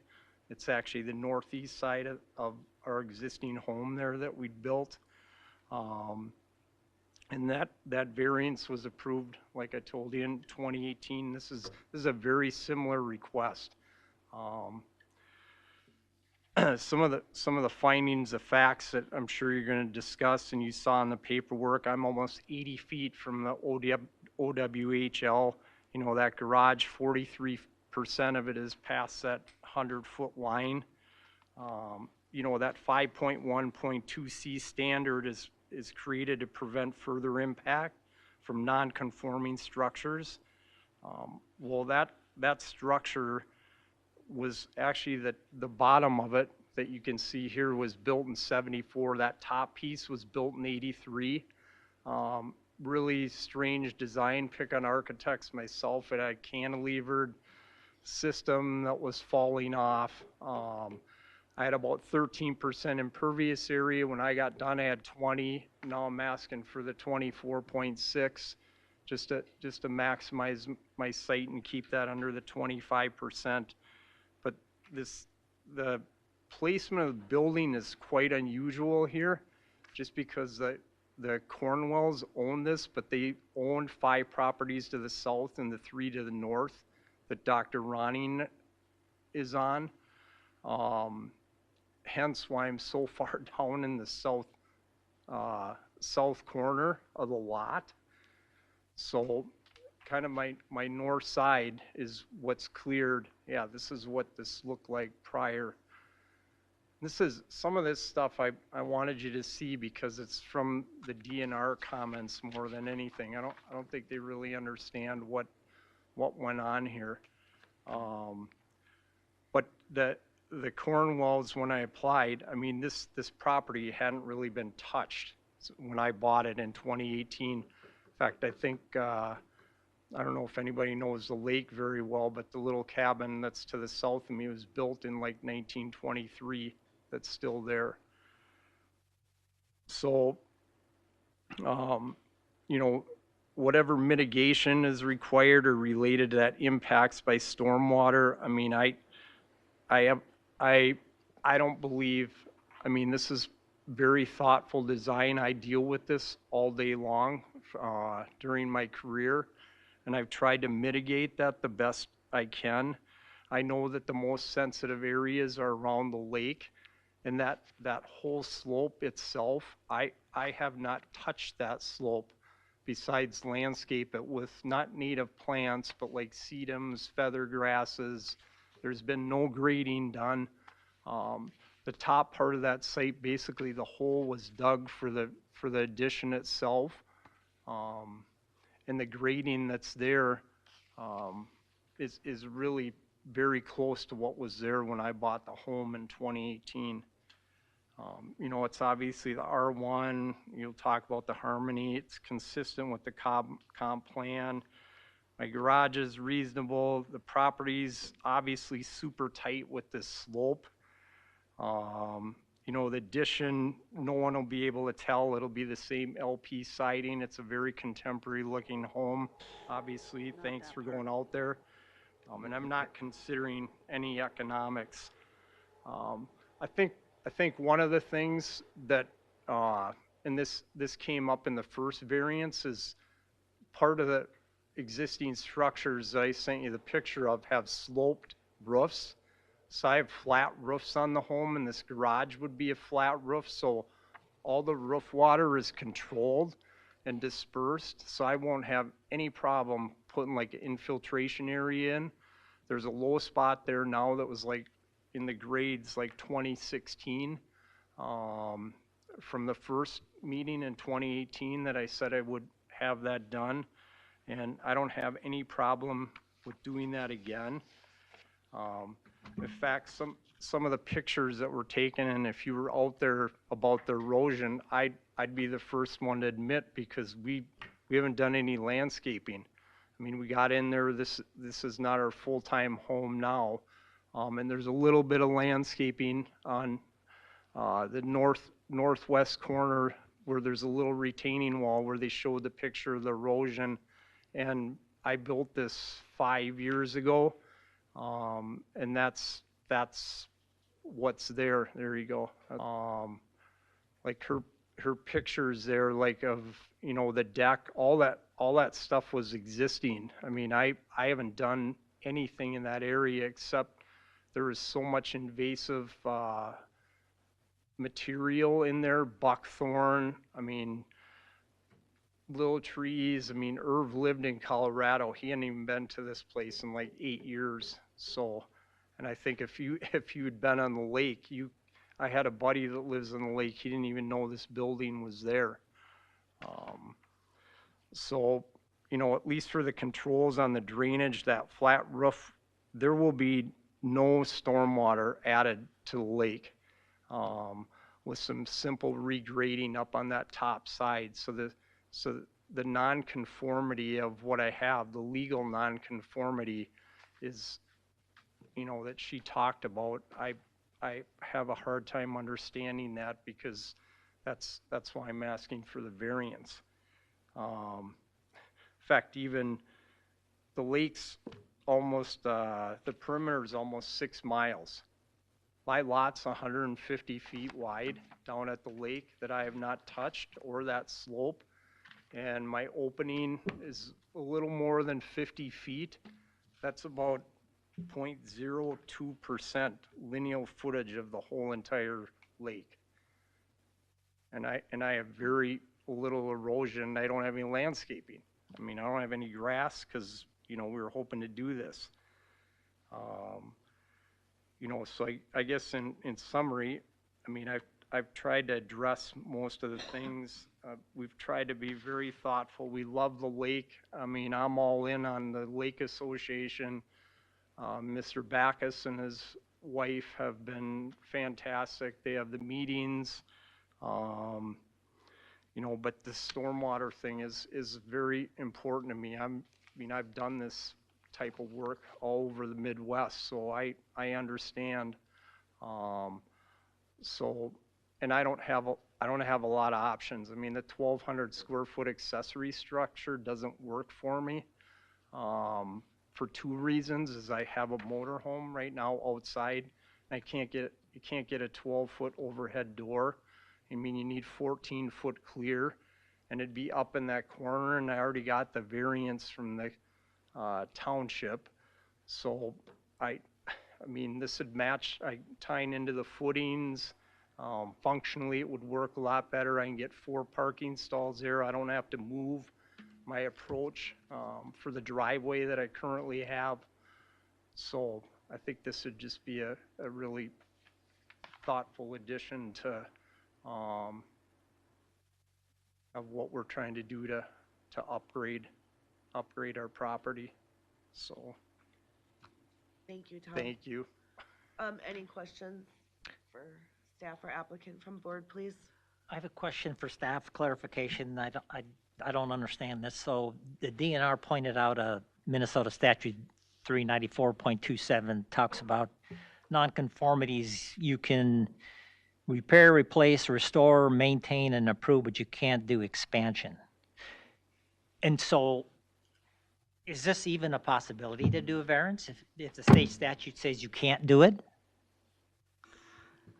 Madam Chair, Member Fiedler, I'll take this one. The reality is I cannot deny anyone due process. Anyone can apply for a variance request. So this is due process. I'm not allowed to tell someone they can't apply. They are allowed to apply. Now, the statute says you're not supposed to expand a nonconformity. That's why they have to ask for the variance to expand that nonconformity. You, as the Board of Adjustment, get to decide, is that appropriate or not appropriate? So a follow-on comment. My understanding is they got a variance to do a second-story addition. Is that true? Previously, yes, they did get a variance in a variance was granted to the property in 2018, not this particular applicant.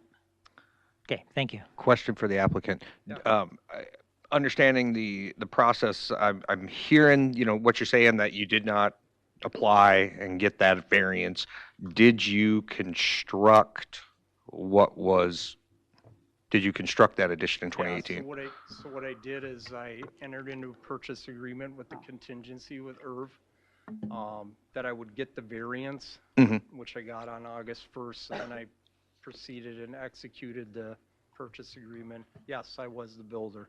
Okay, so that was a due diligence matter at the time of purchase. Okay. I just formally, I wanted you to know that. Yeah, that's fine.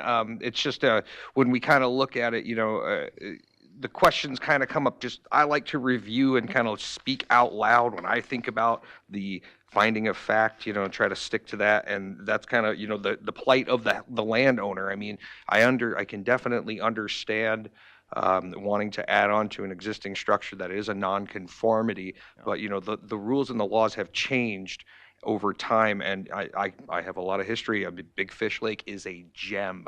Personally, when I owned a boat last, that's where I took it. I have family that live on that lake, and I know for a fact that that road has a number of building controversies of previous owners that no longer live there that loved stuffed animals.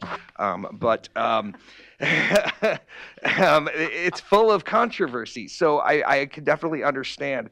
But I guess that's kind of we're dicing the question of, is this the plight of the land created by the plight of the landowner?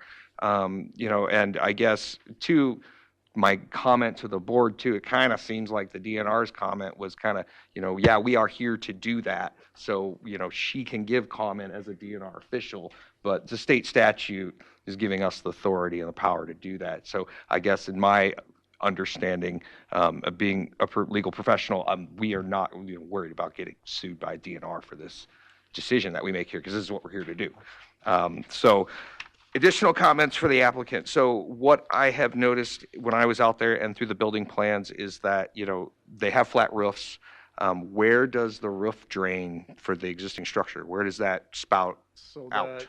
So the garage that sits in the front, and I just go up here and yeah. So this entire area, this entire area right here. Mm-hmm. You can use the microphone and the laser pointer. All right. Good, hopefully. Oh, there it is. There you go. That's showing up on the screen. Try it on the screen. Yeah. I don't know if it shows up on the TV. It's on. Yeah, it does. It's working. I see it. You see it? Yeah, I see it. You probably can't see it, but I can see it. Now it's, Try this other screen instead of that one. It might be easier. There we go. Okay, this is better. Okay, so this flat roof would end up having two downspouts, probably right here. And this grade right here is like 2018. So like on the DNR suggestion, and this was already my idea, is to, because I want to use this area as much as I can, just for tossing balls around or whatever. Currently my motorhome's parked right here. So there's a lot of trees right here. So all this, Joe, all drains this way. This is my septic system. The grade's quite low there. Mm-hmm. This roof has a downspout on it now, and currently, when I did this, I set my propane tank here temporarily, and now I set it back here. Well, it's going to be under my garage. My line runs through here. Well, when that happens, my plan was always to take this roof water and get a little French drain right here and run it into this area. This is the lowest area of my property. Because this herb that lived here, it was the Alexander's. Mm-hmm. You probably noticed all the granite, obviously, if you're out there. He probably had some kind of erosion problem going because he had so much granite buried in this lot. I found hundreds of pieces of granite. And this is where this little erosion picture was taken, but make it simple. All this roof drains right here right now. This one drains right here. So. Thank you. Madam Chair, I have a comment. That kind of in direct contrast to what Nick Newman, the professional water person for the county, said in his comments in the application process here. He sent photographs of your front of your house going down into the lake. Everything running around the corner of the retaining wall and off the front of your house, 27 feet to the water. So I saw that when I was out there. Yeah, no, you're absolutely correct, Rob. You're correct, because those grades right there, and that's where can you go back to the site plan again, please? And I'm sure you're aware of it, but we got 3 correspondence in reference to your application. The Big Fish Lake Association said that they expect members to abide by the county ordinances. Yeah, that's fair. Nicola Blake Bradley from the Minnesota DNR, Yep. the area hydrologist, That's said fair. no. And Nick Newman from Stearns County, who does Lake Shore, he was adamant about no, it's not a good thing. Well, and my only comment about that is that, first of all, I don't have any landscaping, but that whole area there, I really haven't done anything to it. I mean, it was And like maybe you that- should have. Well, I did. I planted hundreds of plants on that hill and mulched it, my wife and I, and there's all kinds of feather grasses down on the bottom. I mean, we did our best to, yeah, this there, oops, I'll use this. This one? Sorry, Brian. Ma- But you're right, Bob. I mean, the grades from the road, this is 1220 up on the road, and this is about 1217 back here, so you got 3 feet of drop. So you're absolutely correct, but this is like, I mean, I put this in 5 years ago. I'm getting some erosion here. I'm not gonna, I totally will take responsibility for that. But this garage, and it would match the grade, about the 1219, you know, on what I gave you there on the little sketch. And it would actually block all of that, and my intent is to regrade that side, so I don't get any runoff from three quarters of my site. I mean, if we look at this whole entire side over here is, I mean, I haven't even really been in that part of my lot, frankly. I had a tree go down here. But that is all original. And I think, I totally appreciate their comments, but you know what, on the other side, you always have development and you're trying to fit within the guidelines of what needs to be done. And I think this is gonna solve, I'm fine having like an engineer, like run all the calculations and the impervious and, But that's just a secondary issue of your application. okay. They call them legal nonconformity for a reason. We can't go back and change what they did in the 20s and 30s Sure. or the mistakes they made in 2018. Understand. You can build on that footprint, same size, same height, same width, and that's all you can do. But you've already exceeded that with your variance from 2018. You did something then with the board's approval that shouldn't have been done by state statute. So for me anyway, to put a variance on a legal nonconformity 27 feet from the water, a second one, I can't make that happen. Yeah, and an additional comment to applicant, I mean, kind of what I'm seeing here too of the opinion as well, where the 2018 variance, you know, if that were to come in front of the board today, it would be a hard no, just because, and I'm not an emotional person when it comes to these decisions. I am very, looking at these finding of fact, and I mean, it wouldn't, I don't know how it would be met today, and your current application, you know, what I see deficiencies in the finding of fact when I think about this in my own mind is that the plight, you know, especially with number 5, the plight of the landowner, you know, due to circumstances unique to the property, not created by, well, your desire to store an RV is your plight. That is not, you know, I mean, it's that garage that you can build without a variance and it doesn't work for you, that's a plight for you. That's not for the property. That's kind of the problem. And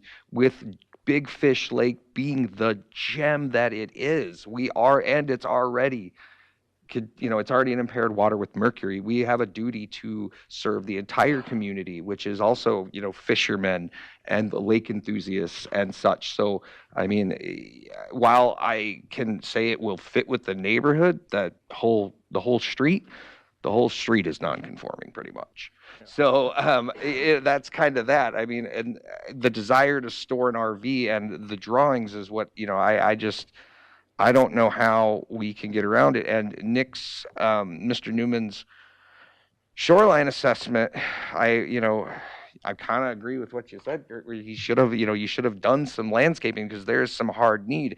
And some of the concern that I have when I look at these pictures are, the use of artificial turf. Like that is not going to promote anything except runoff. So, I mean, it's just, again, we see a lot of due diligence issues, and I feel that this is a due diligence issue, because you can rent a storage unit or buy more property and store your RV. I mean, I would love to have 9 or 10-foot doors on my garage, but I live in St. Cloud and I can't do that. So, I mean, that's kind of the point. So, I mean, you critically look at these. Thank you, Joe. Yep, John? I'm a little confused with this handout you gave here, the photos here of these here, they don't seem to jive with the photos. Is that the same structure I'm looking at here? It is? Okay. Basically, I put like a 3-story shoebox in between and connected them. Okay, I was just a little confused by that. Yeah. And then if I could, for staff, in the staff report here, I'll go back to it. If you could just explain this to me, it'd be required to verify the impervious lot coverage to, okay, as-built survey will be required to verify the impervious lot coverage does not exceed 25. Could he potentially be exceeding the 25% with this here? Is that what I'm? Madam Chair, Member Wicker, the proposed impervious is under 25%, and we require the as-built survey to ensure that it's still under 25% after the project is done. If it shows that they've exceeded, we go through enforcement to take care of that and get that reduced. Could you do that before rather than after? We can't be out there every single day making sure the contractors that frame up the sidewalk don't exceed their size or the driveway isn't wider than it should be. So we use the as-built survey as that insurance for us to verify that they've met that 25% standard. That's where, with the projects, yeah, that's how it ends up being. That's super typical, and I would expect that. And that's, I mean, this survey work done, so it's like, it's got to be very, very close, but I totally get that. I have a question for the applicant. What about the county's alternative where you could build a structure within limits, 1,200 square feet, et cetera? Why can't you do that? Well, the part of the problem is just the doors. I mean, I can, but I mean, I feel like the same comments you're making apply. I mean, if you look at that graphically and I stick it up in that corner up there and I still have to get a variance from the township. Yeah, and I mean, typically this yellow that I gave you, that's 18 feet wide up here. Correct me if I'm wrong, you already currently have a variance from the township, correct? Correct. Okay. Yep, I got it for this right here because, as Joe was saying, Hidden Cove's way it's 13 feet out of whack with the replat in like the 70s. So, I mean, this is technically my buildable area, so even if I went like right here, 18, let's just say 30 by 40 to make it easy, I'm probably out here somewhere. And I have the same issues So, Bob's asking me about or Joe's asking me about. So, and I feel like this is. I mean, again, I'm not promoting that I know everything, but all things considered, I'd recommend this for a client. I mean, I'm not just trying to run this through. I mean, I get permits everywhere, and I understand your guys' side, and I'm trying to be thoughtful about how this would work. And, you know, if we had a civil engineer work on the grading, I could take care of the stormwater. I mean, if there's some conditions applied, I should have planted more plants. But frankly, I'm still living in St. Cloud. I mean, I'm here 3 days a week, as many as I can be in the summer. And I think the you know, comments Nick and she had were warranted. But I don't think, I mean, development, there's a fine line between doing them smart and trying to protect, you know, obviously Big Fish Lake. And I guess comment/question for the applicant. I mean, I'm in a similar field. I read surveys all the time. I'm looking at this right now. I mean, I guess the way what you're saying and what I'm hearing is, if you were to do there's no way to do a detached structure. I mean, you could do a 1,200 foot structure, or 1,200 square foot structure. But the way I'm looking at this survey, you're going to be here no matter what for any sort of variance for setback. I mean, I guess that's the question. If I take this box, and I stick Yeah. it here, They're not going to give you that roadway frontage. I can tell you right now, Collegeville won't give you that much more because you're already too tight. That road's already too tight, and it's already kind of, well, it's off 13 feet, from the center line of the right of way there. Yeah. I mean, I guess it's unrealistic to, as a board looking at it, I guess when I subjectively looked at the building, look at what you're proposing, when I think about the stormwater implications that are there, the height of the building creates speed and trajectory of the water coming out of it. And how you're going to deal with that is still going to be an erosion issue. You have an erosion issue. It has to be dealt with. But I guess when I look at the size and scope, I mean, I hear what you're saying in all the arguments, but you already have this could be A, not as tall. B, you have a secondary garage that this could be moved over and squeezed in and squeezed out front to still provide you with all of the benefits. I mean, I don't think there's any setback requirements other than, just being smart from your drain field and all of that so you don't crush it, for your driveway. But I mean, we've got to consider, I'm definitely considering, I think the flat roofs are a great complement to the problem that you have, but 14-foot sidewalls with 12-foot doors or 14-foot doors, I mean, that adds speed to water that's going down pipes, that's coming out, that is going to somehow, some way eventually either make its way or cause a pond and another pushing issue of that slope. And that's what I got to get concerned. I hear what you're saying, but the reality is you can push all your water out there and then you're going to cause issues in the shoreline up top. I mean, you can correct that, but if there's all this granite in there, something's going to give at some point. It's just time. And, one of the things that we have to be cognizant about is we're not creating a problem for the next person, and the plight of the landowner is just not here. I think I see the opportunity for adjustments to the plan that would scale back, but I mean, I just don't see, like you said, you already have variance. How can you add on? But when I look at this, Can I comment about two things you said, though? Yeah. So, right here, this flat roof, all drain systems are based on square footage. I mean, if we're worried about spillover or something, I mean, I would be willing to put in like even internal roof drains. I mean, I'd even be willing to put in a chamber if that was a concern. But water volume and speed is really based on the square footage. So, I mean, that's something that can be solved. But Mr. Bruce, we're not here to deal with mitigation. Yeah. Your question is, can you add on to a legal non-conforming property building 27 feet from the water? Correct. If by some god-awful chance you get that variance, then we deal with mitigation. Okay. It has no factor into our decision whatsoever. Are there any other questions for staff or applicant? Is there any public testimony?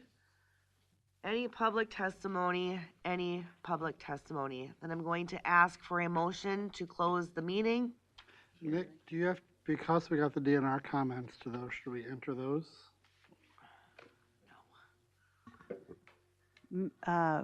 Those are in the record because we added them into the packet. Jason, And we you did make a mention them motion at the to beginning. close Thank the you. hearing?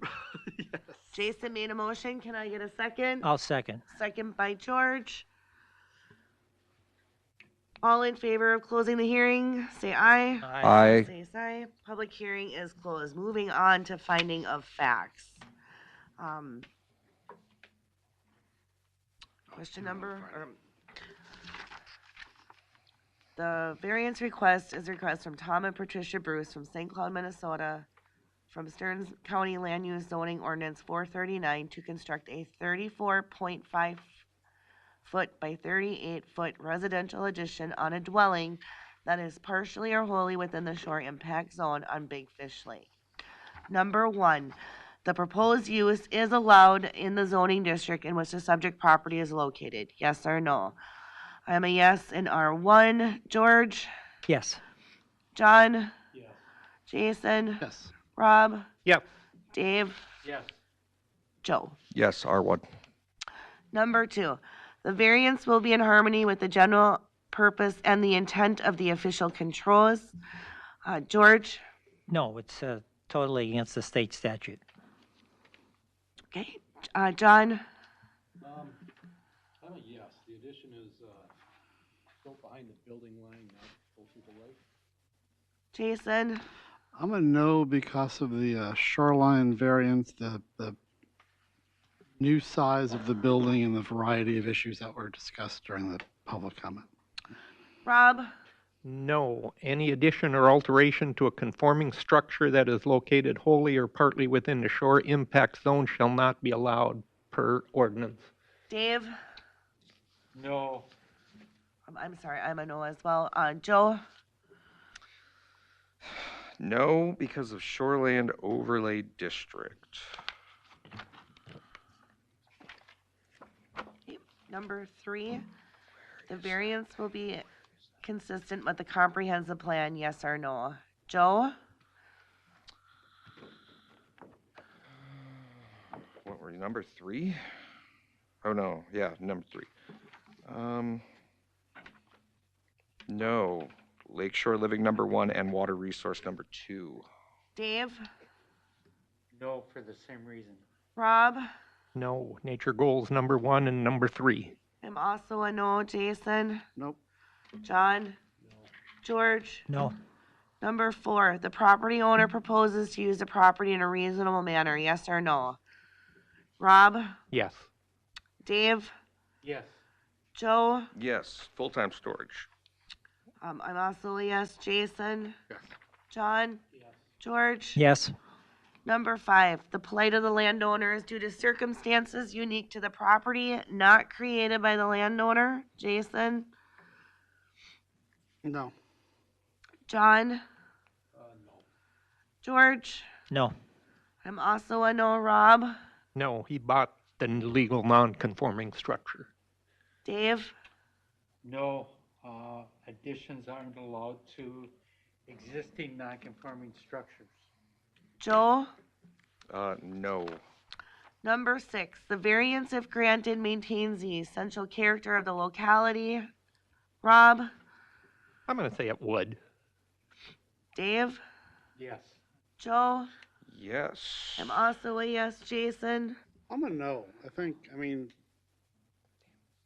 this would add substantial square footage of a construction to this region. I know there's a lot of it around, but it does, again, it builds on what's there and continues the trend of larger buildings. Thank you. John? Yes. George? I'm a no. Number 7, the need for the variance involves more than economic consideration. I'm going to say yes. Economics were not discussed. Jason? Yes. John? Yes. George? Yes. Rob? Yes. Dave? Yes. Joe? Yes. Staff report? 3. 2, 3, and 2, no. Yep. Madam Chair, with 3 of the items with a majority no vote, we will look for a motion to deny the variance. Can I get a motion to deny? I'll move to deny. Motion made by George. Can I get a second? I'll second it. Second by Rob. All in favor, say aye. Aye. Opposed, say aye. If you have any questions, please direct them all to staff. Thank you for your time. Moving on, agenda item number 4. A request from Scott Ergen, South Haven, Minnesota, on behalf of Andrew and Catherine Scargigli. Did I say that right? Scargigli, okay. Of Andover, Minnesota, from Stearns County Land Use and Zoning Ordinance 439 to construct a 16-foot by 18-foot screen porch addition on an existing deck 55.66 feet from the center line of Augusta Road. Affected property is .448 part of south half of the north 1/4 of section 11 in Fairhaven Township. The address is 2392 Augusta Road, South Haven, Minnesota. Which roll members were able to visit? Dave? Yes. John? Yes. I did myself. Jason? Yes. Rob? Yes. George? No. Joe? Yes. Staff report, please. Madam Chair, members of the board, final roll call for any correspondence while you were on site at the site visit. No. Being none, I'm going to move on with the staff report. So we have a request for our 16-foot by 18-foot screen porch addition, 55.66 feet from the center line of Augusta Road. Fairhaven Township did defer to Stearns County for this variance, even though it is a township road. The proposed impervious is under 25%. Little background on the property. The applicants acquired the property in 2020. The parcel is 17,360 square feet, or about 4/10 of an acre, according to the survey. R1 zoning districts and setbacks. District setbacks and uses apply. The property is a riparian lot on Clearwater Lake. However, the proposed addition is landward of the building line and outside of the shore impact zone. The existing legal non-conforming deck will be removed, and then new foundation underneath the addition will be built. Some history, the dwelling and a 360 square foot deck and boathouse were on the property prior to official controls in 1958. December 4, 2020, a septic system was installed to serve the dwelling. The system is under an agreement to be inspected in 2026 under the Stearns County Winter Certification Ordinance. 2021, a 6-foot by 7-foot deck was constructed on the front of the dwelling without a permit. There was a claim that it was a replacement of an existing structure, but we had no permit on file. The contractor was able to reduce that structure to a size that does meet the ordinance for illegal encroachment, so that problem has gone away. Other than that, I don't have anything, so that is all that I've got. Thank you, Brian. Applicant, please state your name and address for the record. Scott Ergen, 16896 County Road 45, South Haven. And Scott, do you have any comments or questions at this time? No, all we're trying to do is reduce the size of the existing deck and basically make it conforming, and at the time of doing that, we'd like to screen it in. Just, it's on the water, well, kind of on the water. Just screen it in to get more use outside while they're up there at the cabin. Questions from board? I have a question for the contractor. Which way will that roof slant the same way the house slants now? Correct. Away from the, Correct. and how will that water get off of there? It would run onto the existing structure because it would follow. Would be that much higher that'll match that? Yep, and if you look where the house is, that portion of the house runs that same way, runs onto that roof. So all the runoff water will go onto the existing roof, which will be caught by the gutter system and ran into where it originally does now. Question for staff. Were there any alternatives, and I guess kind of think about this yourself as the contractor, were there any alternatives that were possible here without a variance? Madam Chair, Member Vogel, to do an addition onto the dwelling, road setbacks are kind of. Yeah, I understand that. I guess Yeah, what I I'm don't- questioning is, like, when I look at the survey, what I'm seeing is there an opportunity for that deck to move towards the lake outside of the road variance? It's still not have them here for a lake setback issue? I mean, I guess I need to maybe turn on my iPad and look at the survey a little At closer. this point in time, we are very close, within a few feet of the shore impact zone. Oh. So I would say probably not. Okay. much for opportunity to go towards the lake. Okay, perfect. No, that's fine. So don't worry about that question, applicant. Okay. One other question for the applicant. What is the, you got the little dark box that's kind of hanging out north, yeah. Those are just the stairs. Oh, it's the stairs. Yeah, Oh, there's okay, perfect. 4 or 5 stairs leading from Okay. the deck down to the grass. Okay. And to your question before, the patio door comes out on that side, so you can't move it away from the Yeah, structure. I guess I was just like, is there an opportunity to have like a standalone screened-in gazebo? Yep. But if there's not, then that answers my question. Madam Chair, question for the staff. So I'm a little confused here. So we have an existing legal non-conforming deck. Why are they here today? So if it's legal non-conforming and they're putting stuff on the same site, what are we talking about? We are expanding a legal non-conforming structure by adding in a screened porch. Okay, thank you. Mm-hmm. Very useful. Question for Yeah. question for staff on this one. When I was out there, and I mean, I'm looking at this from the eyeballs of this is replacing an existing structure. And I'm saying that because the footings on that deck are cinder blocks. So I guess, I mean, are they really footings? You know, I mean, that's kind of a,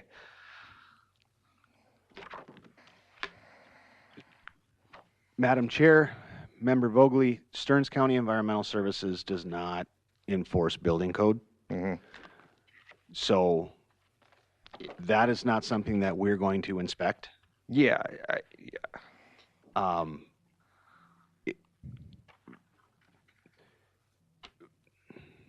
That, I guess that's really all I have to say. yeah, for I that. guess I don't, yeah. I'm not understanding how it's how it's considered a structure when it's, you know, I'm thinking of like a deck in an RV park. You know, Correct. like it's not truly affixed to the ground. So I guess I'm really not even understanding, you know, like how I'm trying to make that replacement Sure. piece work. Yeah. We consider structures to be any fixture or appurtenance that is in contact with the ground. It does deviate from my understanding of building code because we do consider structures that are portable, sheds, shipping containers.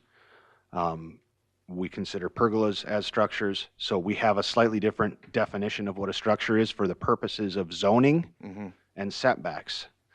It may not conform with what building code says a structure is, but for the purposes of what we're doing and how this deck exists and operates, we would consider that a structure under Stearns County ordinance. Okay, so they would be here to just plop and replace that deck. If they were replacing the deck as is, the same dimensions, they could do that with a construction site permit. However, the addition of the screen porch is an expansion of that non-conforming structure because it does not meet the road setback. So now they need to they would need a variance to be able to build that screened-in porch because that does not meet the road setback.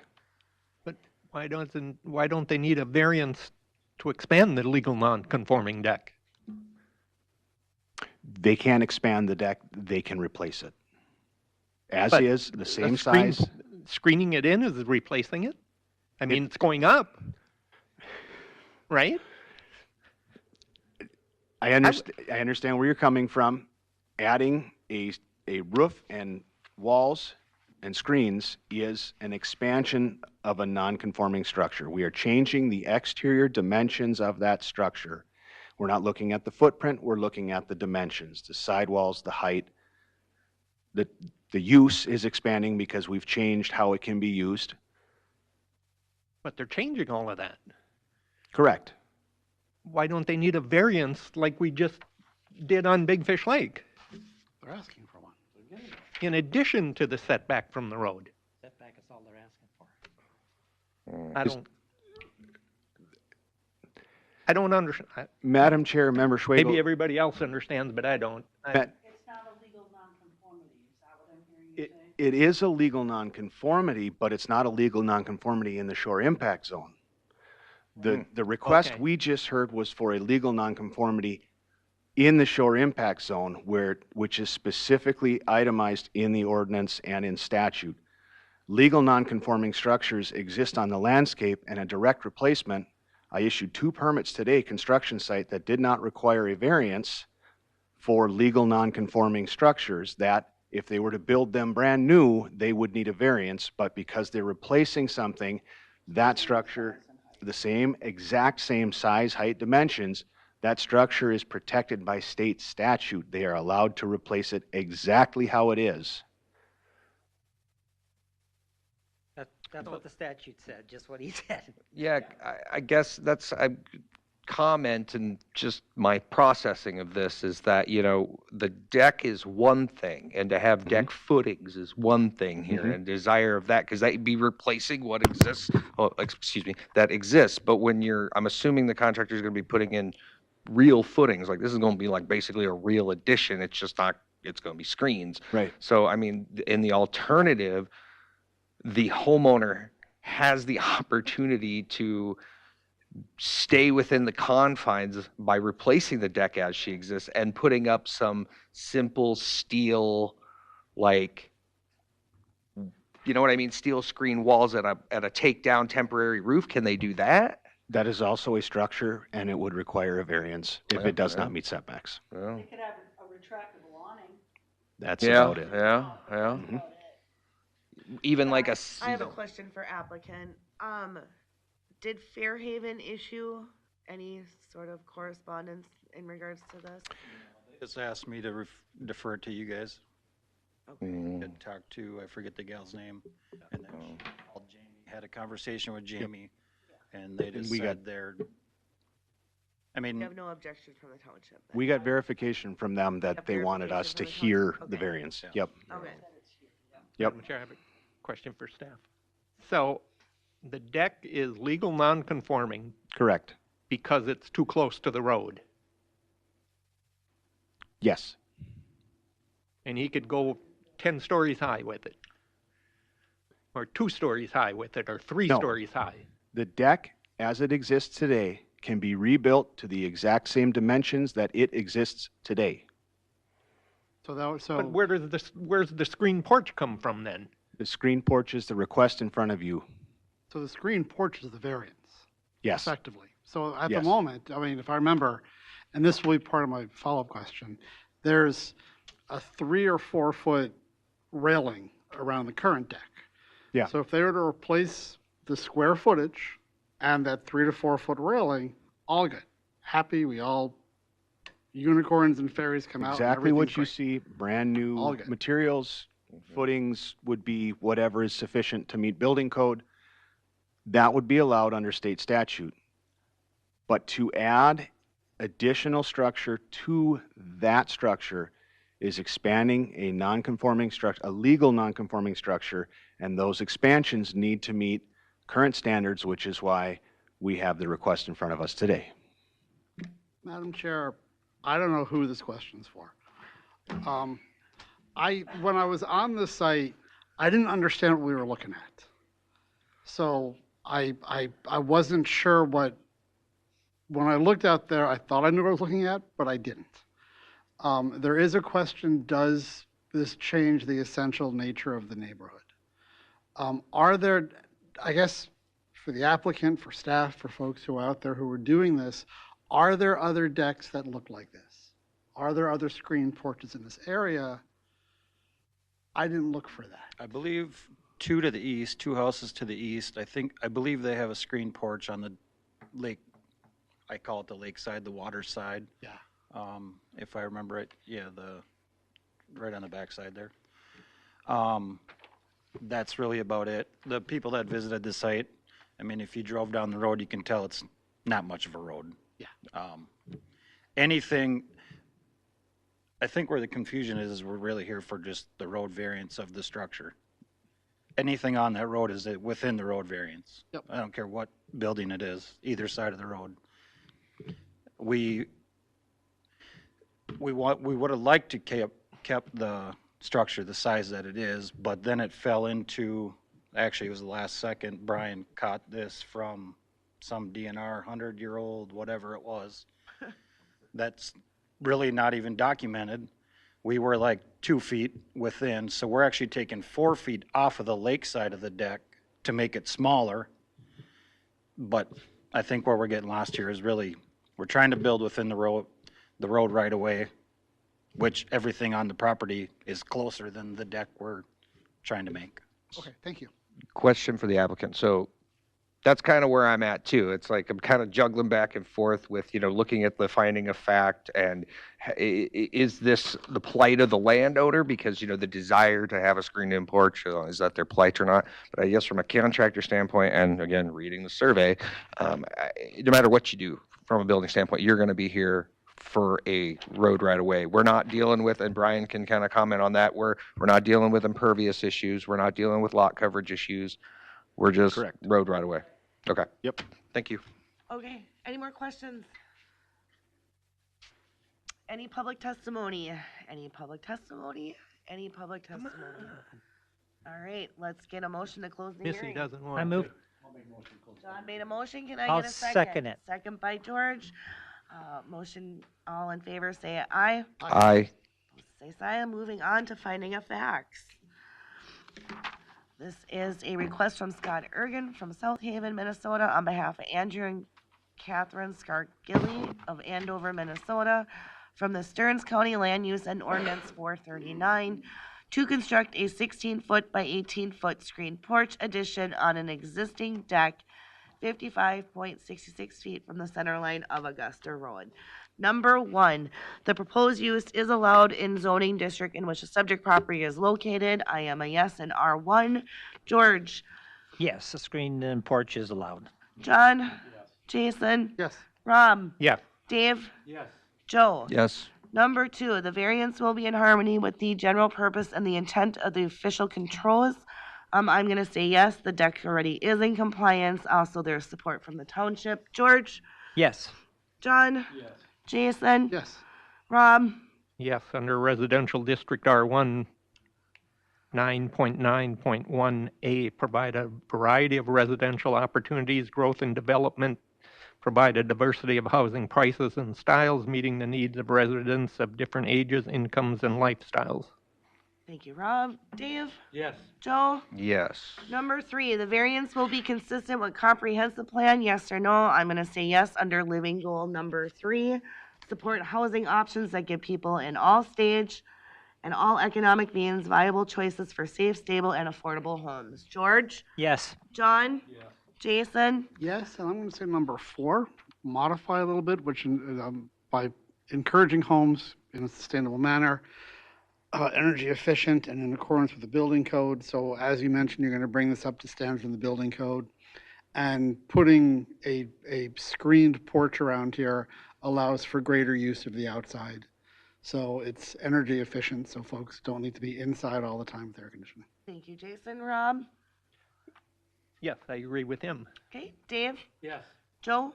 Yes, structural improvements to the property. Okay, number 4, the property owner proposes to use the property in a reasonable manner. I'm going to say yes, screened-in porches are a reasonable manner to use. George? Yes. John? Yes. Jason? Yes. Rob? Yes. Dave? Yes. Joe? Yes. Number 5, the plight of the landowner is due to circumstances unique to the property, not created by the landowner. I'm going to say yes, the landowner did not create the road issue. And again, I'm going to reiterate, there is support from the township. George? Yes. John? Yes. Dwelling existed before the Jason? Yes. Rob? Yes. Dave? Yes. Joe? Yes. Number 6, the variance, if granted, maintains the essential character of the locality. I'm going to say yes. A couple houses down, as pointed out by Scott, there are screened-in. George? Yes. John? Yes. Jason? Yes. Rob? Yes. Dave? Yes. Joe? Yes. Number 7, the need for the variance involves more than economic considerations. I'm going to say yes. Economics were not discussed. Joe? Yes. Dave? Yes. Rob? I'm going to say yes, but I want to make a point. In the application, it said it's a standard right-of-way variance. There is no such thing as a standard variance. Jason? Yes. John? George? Staff report, please. Madam Chair, we have all 7 questions in the affirmative. We would look for a motion to approve the variance. Can I get a motion to grant? I'll move to grant. Motion made by George. Can I get a second? I'll second. Second by Joel. All in favor, say aye. Aye. Opposed, say aye. Any questions, please direct them towards staff. Moving on to agenda item number 5. Are there any amendments or corrections to the minutes from the previous meeting? If not, can I get a motion to approve? I'll make a motion to approve the minutes. Approved by Dave. I'll second. Second by George. All in favor, say aye. Aye. Aye. Opposed? Abstain. I was not here at the meeting. Thank you. Let's see here. Next meeting is scheduled for May 14th. Can I get a motion to adjourn the meeting? Well, one quick, Shelley, we have an April, April 27th meeting, special meeting, please, yes. so hearing that, motion to adjourn. Motion made by Jason. Can I get a second? I'll second. Second by Joel. All in favor, say aye. Aye. Have a good night, gentlemen. Thank you, staff. How many next? We're done like 30 minutes.